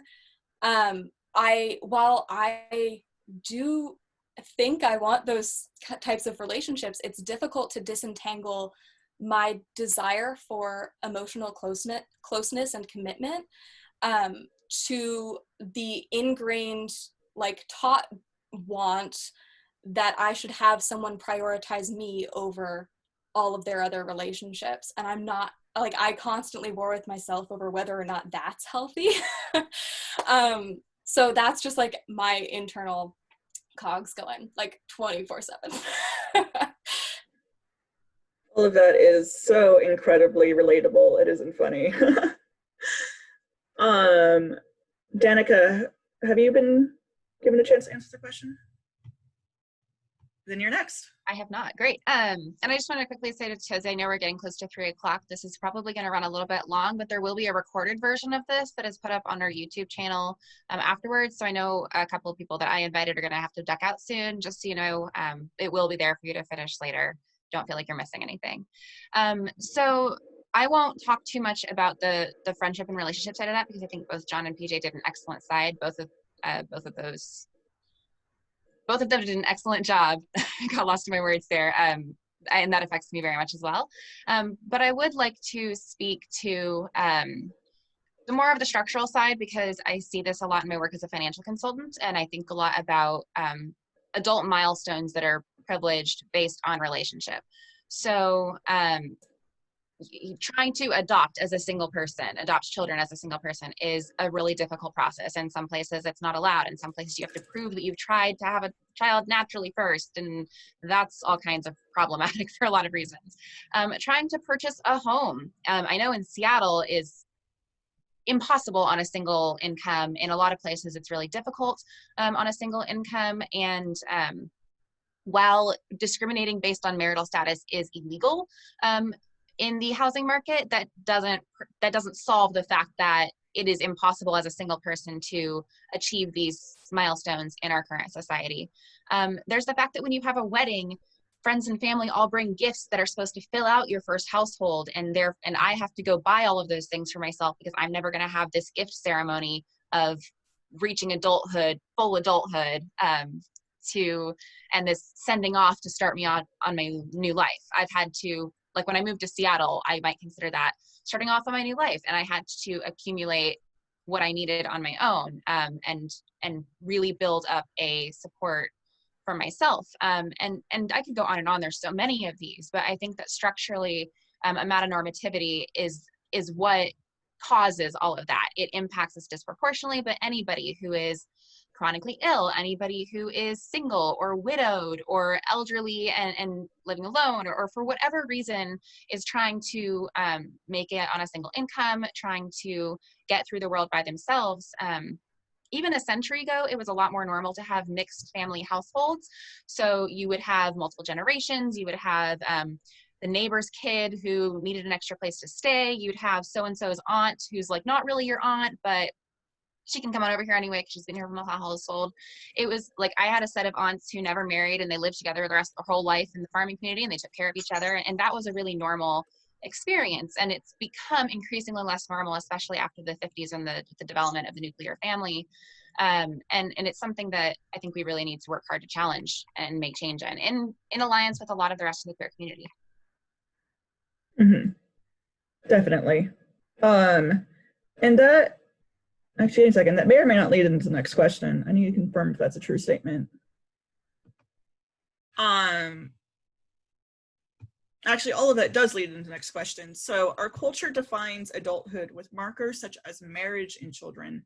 How do you personally define adulthood? Actually, starting with Danika again. Yeah, this is a question I really wanted to talk about because it's important to me and something I've struggled with. I always thought that I would have this white picket fence future. It's something I always thought I wanted for myself. And so redefining that future, what does success look like for me? What does thriving as I get older look like for me? For me, it's come down to figuring out what fulfills me and seeking that out in other places. So for me, finding friendships that I find really fulfilling and carving out time every week for them, every day for them, whatever that needs to be. Digging into hobbies that I always thought I wanted to explore, but I wasn't really sure if I was good enough for it. So like, I'm not going to bother. I just recently bought a viola. I used to play viola in school and it's been a decade. And I thought, you know what? I've got time. I want to become a violist again, and really finding ways to find fulfillment. I have cats. They're a huge part of, they help with being touch starved. They help with keeping me social and out and about. They help me get up every day. Not to be too dramatic about it, but like if I live alone in a pandemic, how do I make sure that I have, like, every day is different, and having animals around me is helpful with that. So for me, adulthood is figuring out what I need to thrive, and then working towards thriving in those avenues. Mm-hmm. So John, same question? Yeah, similarly to Danika, for me personally, I see adulthood as self-sufficiency and my happiness, you know, the thriving, like she was just describing. But that's just my definition. I don't impose that on anyone else. I know that I have a lot of privilege, a lot of financial privilege. I'm a white guy in our society, and my privilege helps me become self-sufficient, which can lead to happiness and things. So this is just for me. I am responsible for my own housing and transportation and food and life decisions. So I'm almost 40. And being almost 40, I've put time and work into building the kind of life that I want to have and what feels like me. And a long time ago, I recognized that being single helped me feel the most like me and be happy. I have the career that I want to have. Because I don't have kids, I get to spend my evenings and weekends on my hobbies and my passions, and that brings me a lot of joy in my life. I take on roles of responsibility in organizations that I participate in. I'm a trusted friend who helps people out when I can, and I use my privilege to make things better when I can. So for me, that's the kind of adult life that I want to live. Yeah, definitely. PJ? Yeah, I think a lot of, I really resonated with a lot of the financial challenges that Danika was bringing up earlier, because I really want to own a home at some point in my life, but like in this economy as a single person, oh boy. So it's really difficult. I just saw someone's comment in the chat about issues between, like, overlapping and our issues with also people that value communal living. And I think for me, I don't like living alone. I want to live with other people. I want to live with chosen family. That not only makes it easier, you know, financially with everybody pitching in, but also just like having a social, like, safety net when you come home. And I think for me, being an adult is about kind of like financial and like job independence, but also just like learning how to be the best version of myself and learning how to be a kinder, more compassionate human being who like takes charge of my own continued education in the world around me. Yeah, so it's also weird being in my early 20s and also in the middle of a pandemic, because so much of like early 20s culture is so like sex and relationship centric. So kind of like co-opting those spaces and kind of making it my own, redefining that experience in a not necessarily sexual or romantic way. Yeah. Val, so our culture defines adulthood with such markers as marriage and children. How do you personally define adulthood? I think I'm getting this adulting thing down. I'm pushing 40 myself, so I'm just getting there. For me, the markers for being an adult are still, they are some of the traditional senses, like maintaining a job and keeping good relationships with friends and family. Just paying your bills, as my parents would say, pay your bills, I don't care what you do. So for that, I mean, there's one marker that I've set for myself that's going to be, all right, I've done it.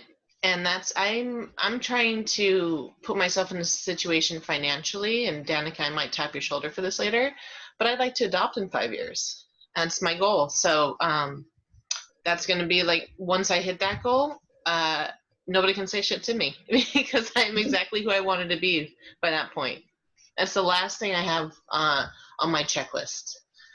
So yeah, that's the way I grew up. It was very it was very informal. As I mentioned before, I was adopted. Even with the adoption process of myself, it was very much finding place as a person. So I feel a little delayed in what adulthood actually means to me, because I didn't reach even halfway to this point until I was 30. So there's that for any of you, the rest of you who might feel a little behind. Yeah. Alexis? My answer is going to be a little simple. If you can afford it, voluntarily going to therapy, working on yourself. Everyone has baggage to unpack. And when you get to a point where you want to do the work, to work on yourself, I feel like that's a large part of what adulting is for me. Yeah, that is actually pretty fair. Because it does seem like there's a theme from what all of you were saying, where being A-spec has changed the perspective from having it be an external kind of signifier to an internal signifier. So it's about being the person who, to you, makes you you and an adult, rather than having like a house and children and like a checklist of these explicit external things show me as an adult. And I think that is a very interesting perspective. So we've touched on a little bit of this with the amenonormativity question, but what are and how do you navigate some of the systematic barriers against singlehood as a way of life, such as health, financial, and family? Starting with Danika. Yeah, so for me, I'm kind of circling back around because communication is key. Because if I can't do it by myself, because our society has structured it that way, it's really important to me to have a strong network of people who can help me with whatever it is, if it's emotional or social or financial or health. Like I have a couple of friends who I've said, hey, these are recurring health issues I have. Can I speed dial you just to cry, like when I have this issue? And they're like, yeah, absolutely. If I know that I am struggling financially, like I have certain friends that are totally willing to keep me accountable, to help me out, to hang out in totally free ways, and to go in and split costs, and just really being clear with people, which then comes back to this adulthood concept of knowing what I need and want, and being very clear with myself about those goals. Like I also really want to purchase a house. I am a single person on a fairly good income as a financial consultant, but even with that, I have 60,000 in student debt. And so like, what is a realistic approach to these goals that I have? And how can I integrate the people in my life into helping me achieve those while I work to dismantle that system in other avenues? Yeah. John? I don't think I have anything particularly meaningful to add, so you may pass me here. Fantastic. Well, I guess I really did go into that word a lot. PJ. I think a lot of the things I have to say we kind of touched on already when talking about like financial barriers specifically, because it's really expensive, especially if you are a minimum wage worker like I am, trying to get your own place. Like, you need roommates, and I'm soon going to be at a point where it is no longer socially acceptable to live with just like friends as roommates, and instead it's going to be expected that those people move in with their significant others, and I'm not looking forward to that. Just move in with your married friends. That's what I'm doing in a week. But no, that's entirely understandable because there's an extra level of barrier there. Because similar to Danika, I'm an engineer. I do fine, but I'll still never be able to afford a house here. And I can't even imagine what it's like to have to worry about the basics because you aren't even in that type of financial place. And you won't have a partner to sort of help split cost or to sort of buffer the expenses that come with life. So we're kind of moving into another set of questions about allyship and making good spaces. So I guess the first one is, what can a romantic partner do to be a good ally? Starting with Val.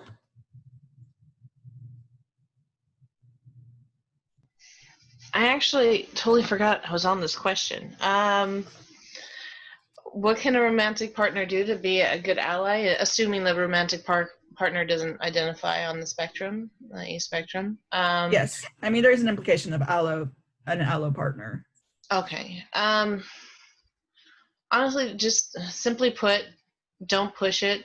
Which means don't push what you believe we should be on to me, like onto us. It just doesn't work that way. Open communication for any relationship is always key. It's being able to talk through uncomfortable times. That's the primary thing. And that's if you need it to be a discussion. Like, some people can just be okay with how you identify and who you are, and not push you beyond your limits, and that works too, So that would be the best advice, is just either work through it or manage yourself. And we're not going to change. There's nothing wrong with us, so don't try to make us change. Alexis? Yeah, a lot of the things I would respond to are just also good for relationships in general. Have open communication. Very important. Understand that consent can be revoked at any time. And more specific to asexuality with an ally partner, don't take it personally. My asexualness is not a comment on my partner's worth. And that takes a little bit of time to actually understand, both from my end and my partner's end.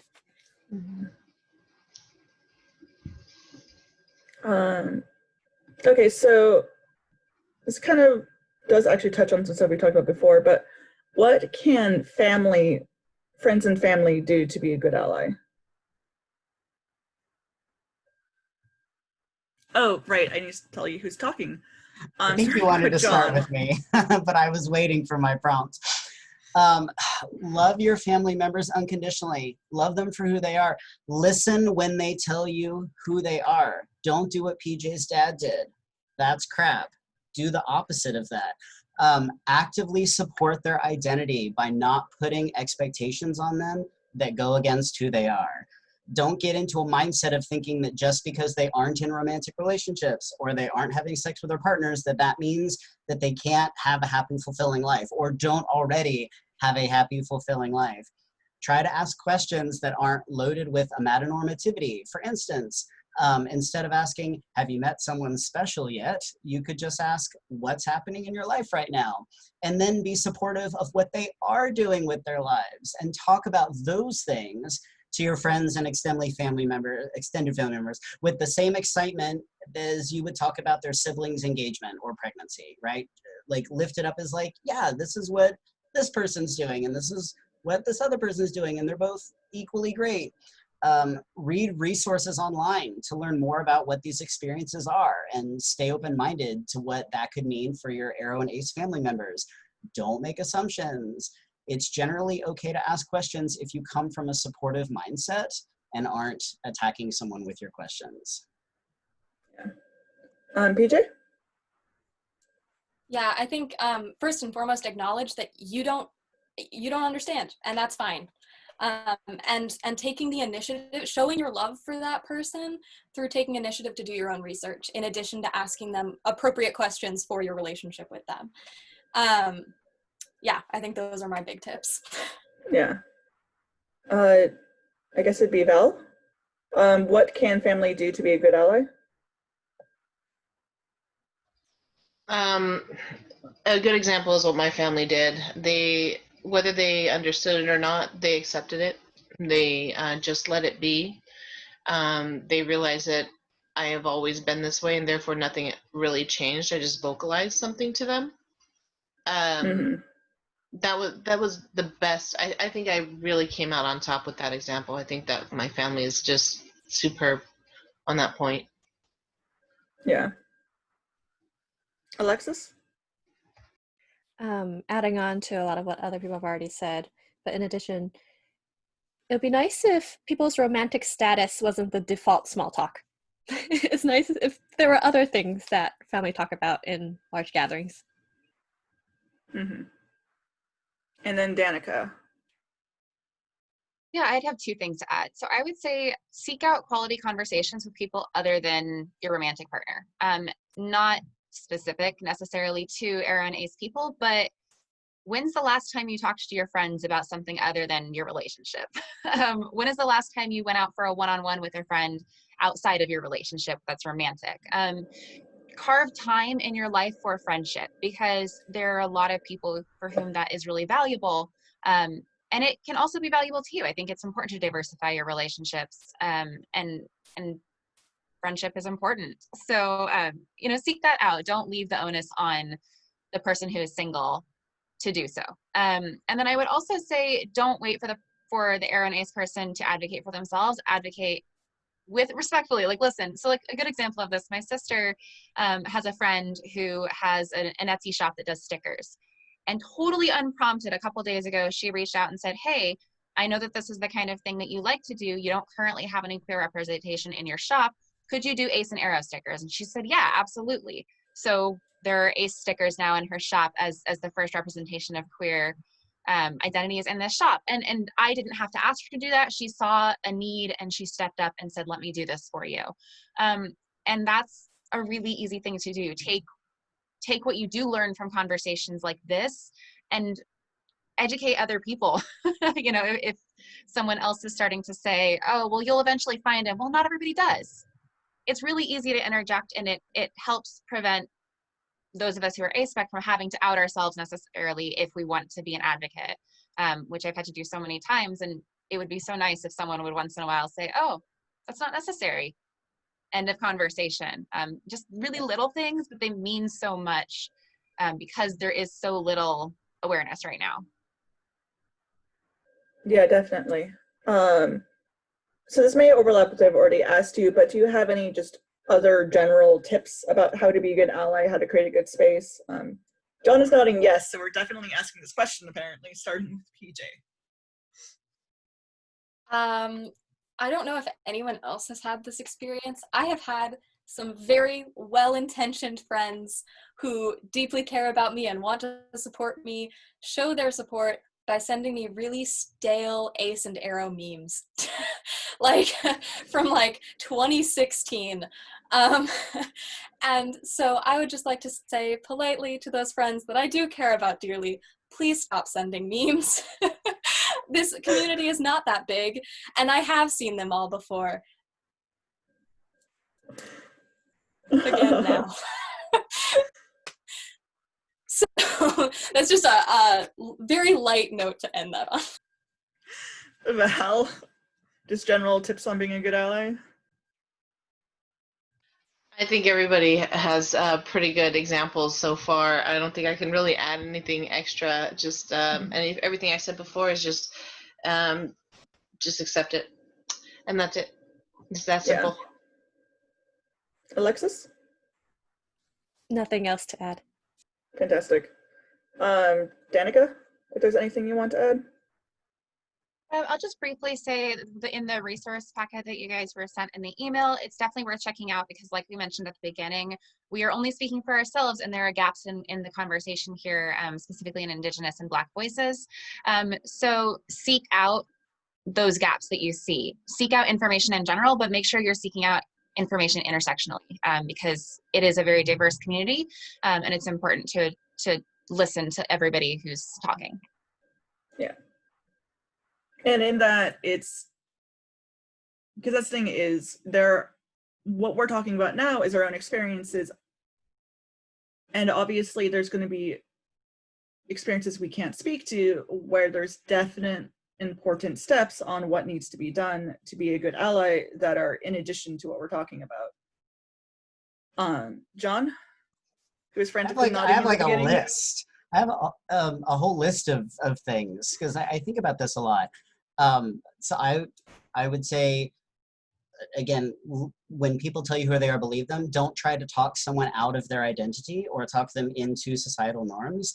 I think the number one overlapping complaint between ACE and Aro communities is being told we haven't met the right person yet. Like that's the number one buzz phrase of, oh, you just haven't met the right girl or boy or non-binary person. It's like that's really not the issue. So please take that phrase out of your vocabulary when dealing with ACE Aro people. Like I think it was Danika was saying, be mindful of single friends that you have. And do you only have them hang out with you when your partner's there? If you knew them before you got married, give them some one-on-one time with you. That's a great way you can be an ally to an aromantic person, for instance. Think about your own assumptions around romance and sex and how those tie into societal norms. Do you assume that everyone you know wants to be married someday? Do you assume that all married couples or people who are dating are having sex? If you found out someone you knew wasn't having sex in their relationship, would you automatically assume that that's a problem and not something done by choice? You know, we get taught things in a certain way, and I think it's important to unpack that and question our own assumptions in that learning. So if the idea of someone being asexual or aromantic feels threatening to you or feels like an affront to you and how you live your life, I would ask yourself why. And finally, I would say if you are a member of the LGBTQ plus community, welcome and embrace and fight for ACE and Aro people in queer spaces, because there is a lot of gatekeeping going on to keep the A off of the acronym. My friends, the A does not stand for ally. It doesn't. When you hear people say the A stands for ally, please speak up and tell them no, actually, it stands for asexual, aromantic, and agender, not ally. If you leave it to us, we'll be less polite. Or at least I will. So real quick, and to be incredibly self-promoting, what does Seattle Aces and Aros mean to you? Starting with Alexis. I love this group. I love this group. I love all of you. And yeah, this community has provided a safe space for me and has allowed me to grow into my identity instead of squeezing into the cultural expectations that, for whatever reason, I feel like I would need to otherwise. And having support is so important in all aspects of my life, but with this in particular, I'm just eternally grateful to have this community. I love you all. Yeah. PJ? I think this group and also the Aro and Ace communities in general really just highlight the and celebrate like the vast diversity of the human sexuality like spectrum and experience. There's so many facets to relationships and identity that just aren't discussed anywhere else. And I think it's really great to just dig into the nuance and just embrace like how different everybody can be. And I think that's really, really cool. No, that's definitely true. I know one thing that helped me come to terms with my own identity was hearing everyone else talk about their experiences and knowing just how varied the identity can look. John? Nothing. This group means nothing to me. No, I'm kidding. No, this group is wonderful. I love this organization. You know, it's a place where I can talk about my aromantic experiences, and I feel safe here. I feel like I won't be judged or misunderstood or pushed back on or questioned in a way like people are trying to talk me out of that or take something away from me. I love getting to have conversations with other people who have similar priorities like friendship and hobbies and career instead of like marriage and babies. Those things are great, but they're not for me. And just to be around people who have experienced similar feelings of no one in my life understands what it's like to feel this way. And when you get in a room of like-minded people, some really powerful things can happen in terms of validation, acceptance, identity, emotion, just all of that. So yeah, this group helps me feel less alone in the world and in my identity. Yeah, I definitely know what you mean. I didn't know that all those spaces were on some level emotionally draining until I finally had a space that wasn't. So just kind of last question. Is there anything important you want to add? Any just sort of like resources in the packet you want to point out or that you didn't ask to put on the packet that you want to reference as well? Starting with Alexis. Nothing to add from me. Okay, this is just general. This is our catch-all. This is last question sort of deal. Danika? Nope. I had just switched tabs to see what was included in the resource packet. I apologize. So I would say, check out everything in the resource packet, like we've said, and something that could be really helpful is the books that are there. Request them from your library. If your library doesn't already have one, that's a great way to increase visibility in your community, and they're also great reads. So purchase them is great too, but if you can, also request them to your library just so that they're, I know that the invisible orientation, it's on there, but it's was really formative for me, and I've considered like buying it and sending it to people I want to come out to, just to be like, here, read this and then talk to me later. So yeah, just continue to spread the word. John? I put a lot of resources on the thing, so I give things thumbs ups. I could self-promote super quickly. There are 2 podcasts that are listed. One is called AOK, where someone named Courtney Lang interviews Aro and Ace people. I did an interview with her, and also Coming Out Pod. I talked about my coming out experiences there. So if you've enjoyed my ramblings, you can hear a lot more of that on this podcast, but listen to the broad spectrum of episodes, especially on AOK. I think it's particularly fantastic. And then just as far as things to add, you know, the terms aromantic and asexual are relatively new to our language and culture, but these experiences are not. Countless people have felt the way that we feel, but maybe didn't know how to talk about it or put language to it, or maybe felt like they couldn't escape the societal expectations put upon them. So I think we're all learning, you know, as was said in the beginning, we're learning each other's terms and vocabulary as much as we are learning our own. But I didn't want anyone to walk away from this webinar thinking that this is all brand new stuff that was, you know, feelings that were invented in the last 10 years or so, because that's definitely not the case. And then just further about the resources document, as Ashley said at the beginning, I think it's worth saying again that, that this conversation has unfortunately been missing BIPOC voices, and that these are incredibly important voices and experiences. So please, please explore the resources in the PDF to find direct links to videos, podcasts, articles featuring ACE and Aro BIPOC voices to hear some of those stories. And just thanks to everyone for coming today and being a part of this, because this has been super rad. Also, just to very tangentially touch on, we also don't have any demi panelists. It's just that's the way things worked out when we were choosing panelists. And it's another thing worth learning about as well, because again, there are unique experiences there we're not touching upon today. PJ? Yeah, I would say read, watch, all of the things in the entire packet. We all collaborated to throw things in there, and I think it's pretty good. I suppose, want to highlight the music that we added.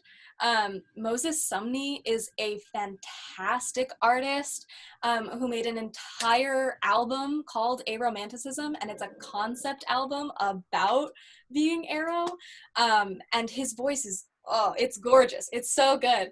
And I think just exploring very like creative kind of abstract representations of identity is also really useful. So have fun, enjoy the packet, and thank you all for everybody, you know, who tuned in today.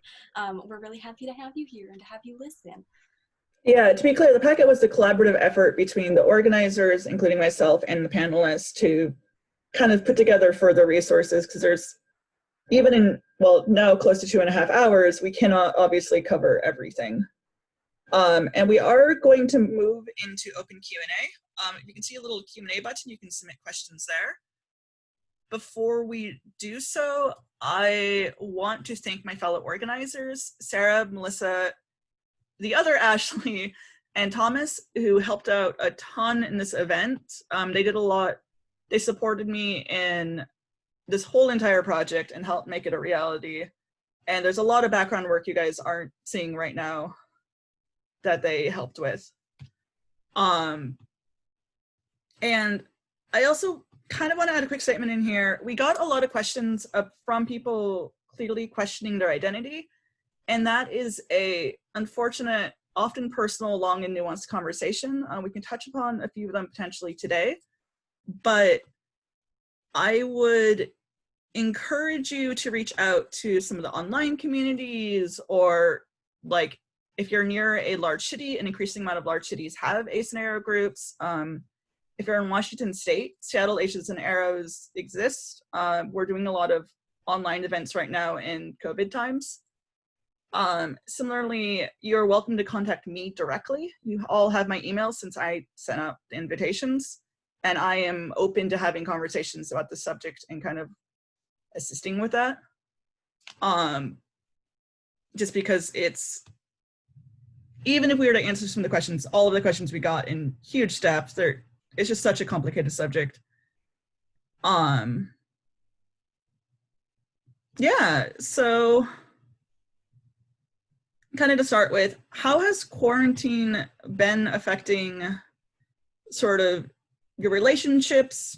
We'll just put it more broadly, so like platonic, romantic, otherwise, or just how has COVID and quarantine been as an A-spec person, I guess starting with Alexis. And again, all of you guys are welcome to not answer any of these questions since we didn't have a chance to review them. Yeah, I mentioned earlier that I practice ethical non-monogamy or polyamory, and that's completely stalled due to COVID-19, understandably. And so I'm spending a lot more quality time with my nesting partner. And yeah, all those same issues with the needs mismatch are still there, with my being gray sexual and him being allosexual. So it's been good that I get to spend more time bonding with my partner, but it's also been more difficult at the same time, as I'm sure it has been for everyone. Yep. Danika? Yeah, so I think that the biggest thing for me is the isolation has just continuously ramped up. Because I live alone, I live in a basement studio, I don't get a ton of daylight, like I don't have somebody living here with me, and I really, really rely on in-person meetups to for physical affection, for social affection, and not having those has been very much challenging to pivot and try to organize. I've been trying to organize tea parties, one-on-one tea parties with people where we just sit and have tea and treats and have conversations. And those are wonderful, but there's always that degree of like, I am living alone. And so for the vast majority, I'm working from home the vast majority of the time. I am by myself, which can be really difficult, but I'm trying to make it work. John? Well, it is nice that I'm not trying to navigate dating in a COVID world. I do not envy the people who are doing that. I do live alone, and I'm glad to be living alone instead of maybe being trapped like physically in a space with someone who I would not want to be trapped in with. So I'm an optimist, and I'm always trying to see the bright side of things. But I am definitely starved, you know, emotionally and physically. I'm a very physical person. You know, I haven't touched another human being in 125 days. I haven't hugged anyone. I am someone who had a fairly active sex life before COVID, but because I was not hooking up with people who I was living with or, you know, in a close bubble with, that has had to come to a complete stop, which has really been a bummer. I don't know when that's gonna start up again because the world is exciting. But honestly, my biggest fear at this point, connecting to what Danika was saying, you know, if I get sick, who's gonna take care of me? How am I gonna take care of myself? I'm completely on my own. Most of my friends live elsewhere through virtual, you know, online communities. So that's a very scary thing. So I've been, I think, overly paranoid here in isolation because I worry about that. Yeah. Naval, so how have you been, like, how has COVID and sort of being a spect been going along for you? I don't live alone. I am currently sharing a flat. So for me, and I work. So I've been in contact with other people. I've been on the essential workers list since day one. But it does affect me romantically and sexually. I haven't been able to be close with anybody in that sense. Of course, I mean, the people I am in contact with are not that type of people. So and that's how it's been affecting me mostly. I live out of state and away from family, so that's not effective, but it does affect me socially. I am new to the group. I have not been able to meet a single one of you yet. And I am looking for these barriers to be lifted, hopefully soon and safely. Yeah. PJ, were you given a chance to answer? No, I just want to hug all my friends again, that's all. Okay. And that was everyone, correct? I apologize, I turned flag a little bit myself. Okay, I'll be answering probably about 3 questions in total because we got a lot of really good questions, but unfortunately we're already running pretty late. So obviously we'll not be able to touch on all of them, given I have a list of at least 10 pre-submitted questions in front of me right now.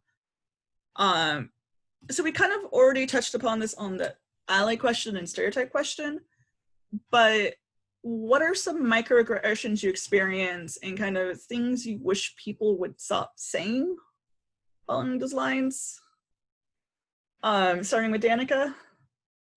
Yeah, and I'll just quickly say, because I've seen a couple of questions in the Q&A as well, if any of you have questions that don't get answered in this, feel free to reach out to anyone who dropped their social media handles. I'm happy to take the time to answer those on Instagram or Twitter or wherever you have them. This is not a closed conversation, so don't feel like we're ignoring you just because we're pressed for time. Yeah. So, yeah, I think we've already spoken pretty heavily about this, but just watch your language, make sure you're not privileging. Try not to say just friends, try not to say more than friends. Make sure that you're not assuming that everyone you talk to is experiencing romance and sexuality, and therefore don't open with, do you have a relationship? Where's your boyfriend? Where's, you know, and maybe ask more about like, what interesting books have you been reading lately? Because I think that's not only helpful for Ace and Aro people, but just it spices up conversation for everyone when it's not the same kind of small talk all the time, which can be really helpful. Yeah, definitely. John? Yeah, I think Danika touched on the key phrases there. And as Danika was talking, I was thinking about, so I participate in fandom, and I am someone who is actively a shipper, right? I will see subtext and chemistry between 2 characters, and it's like, ooh, you know, they could be a thing, or I see them as a thing, and that's all fantastic. But what I have run into in fanish communities that are very shippy is devaluing platonic friendships. And so I would encourage people to be just as supportive of friendships and the idea of friendships, and not assume that something is of lesser value because it is a friendship versus either a sexual connection or a romantic relationship. And yeah, be mindful of your language around that. You just also touched on an ongoing argument between my ex and I. PJ? I don't really have anything to add. That basically covers it. Val, do you have anything to add? Microaggression and things people should stop saying because they're shitty.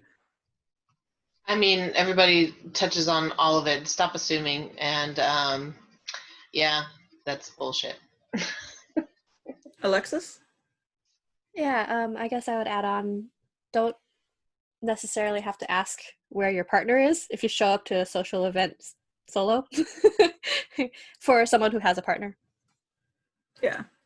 And I'll also just kind of add myself, I know one of my barriers personally for coming out is I usually get basically interrogated about my identity. Consider if someone comes out doing research, or if you're noticing that someone just came out and is being asked a lot of questions, help kind of like step in and buffer, and maybe answer some of the obvious ones.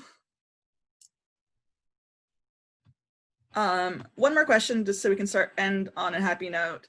What are some of the positives that come out of being aspec? So starting with John. I was smiling in response to the question. I hadn't formulated any answers yet. But you know, figuring out my aromanticism really helped me kind of sift through a lot of the mental crap where I had been trying to make a square peg fit in a round hole and make certain things work for me. And so being able to push all of that aside and say, like, I'm okay the way that I am. I don't have to do those things. And when I let go of all of that, it lets me focus on the things that I do want to do. You know, I can spend more time talking with my friends and spending time with my friends and hobbies and passions and things. And so there has been a kind of freedom that has come with letting go of some expectations and things that I was putting on myself, things that other people were putting on me, and focusing more on the things that make me happy instead of just trying to latch on to these things that were always hard and were never working. So I think that combined with the joy that comes with community and finding other people who feel the way that you do. I love having deep conversations about all of this. If anyone out there wants to talk more about aromanticism, please DM me on Twitter. I love talking about this stuff and connecting with folks. And when you find out someone saying, oh, I felt that too, or oh, I thought that too, it's just so incredibly validating because the invisibleness of this identity really helps or really makes people feel like they're the only one who feels this way. So the more we can connect with each other, the happier we'll be, I think. Yeah. PJ? I second everything John just said. Yeah, I love being more self-aware and being more in tune with myself. And because I have identified these things about myself, I can be more intentional with the things that I pursue and the types of relationships that I interact with. And I feel much more autonomous over myself and my choices now that I am out and proud as Aro Ace. Val, what are some of the positives that come hand in hand with identifying as aspec? I've been able to realize that focusing on myself is not selfish. That's probably the biggest thing.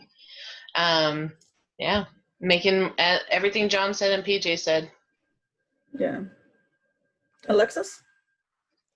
Giving myself permission to not want to want sex. Yeah. Danika, do you have anything to add? I do.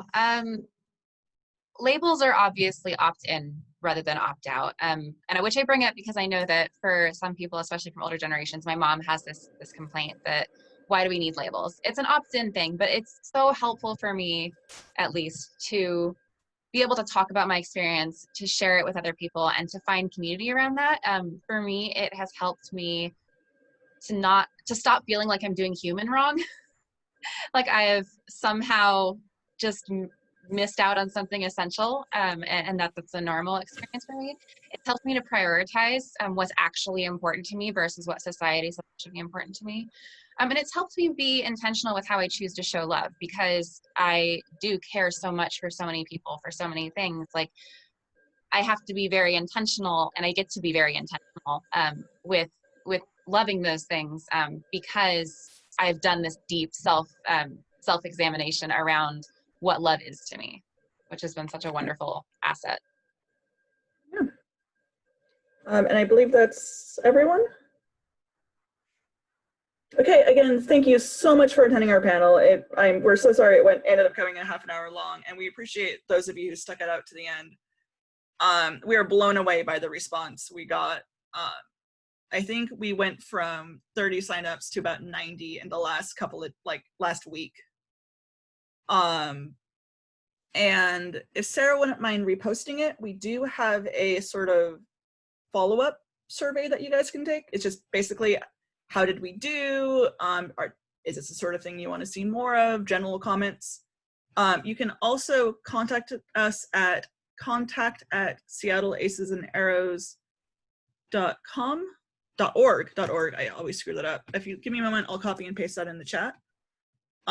You can send us any feedback there. It'll go basically to me and the other organizers of Seattle Aces and Aros, pretty much all of whom who are involved in this project to some level. And yeah, again, thank you so much. I also want to thank all of our panelists. I know that it means a lot to me that you guys are participating. Thank You guys for have all letting did an us awesome in. job. Thank you, Ashley. Great questions.